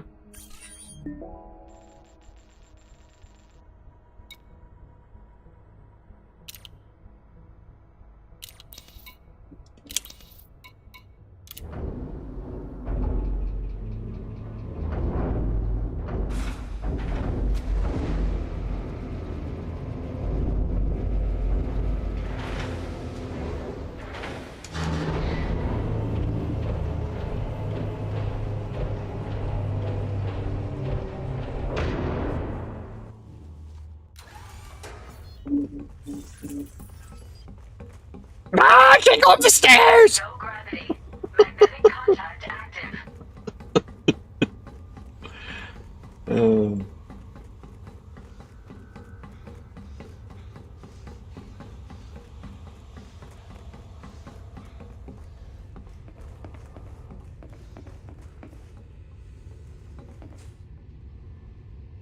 What is that? Somebody left a bomb in here, look! What is that? Somebody just left it there. Nobody to report it to.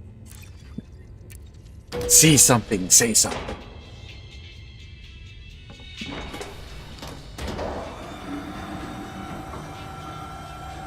I would always go, I spy with my little eye.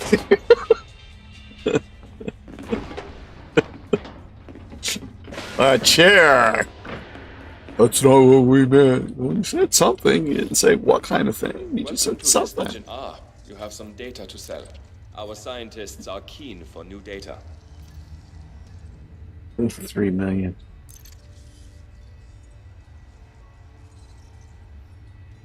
Only got 2. No, I got 3. No, no. What about the Osseous? I got the Osseous. I got the Osseous. What, ah, you bastards.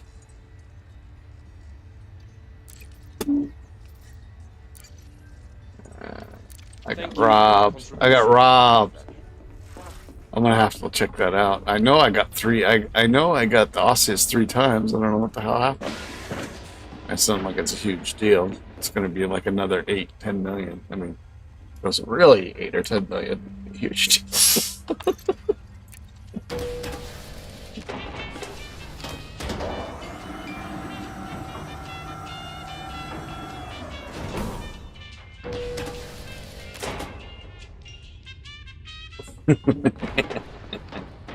That's right. Here you go. Here's your ship interior.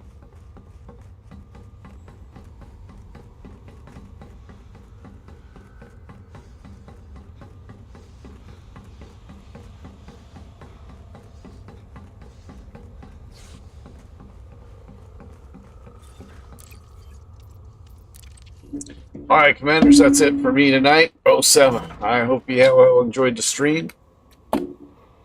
If not, give us a thumbs down. If you did, thumbs up.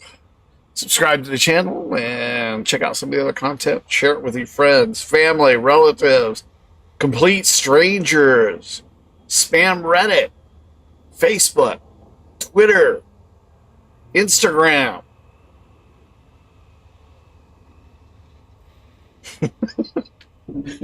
Have a good night, Professional. Thanks for stopping by. And everybody else who did. I will see you tomorrow. And leaning towards the Stalker / Everspace 2, but you know, maybe I'll do something else.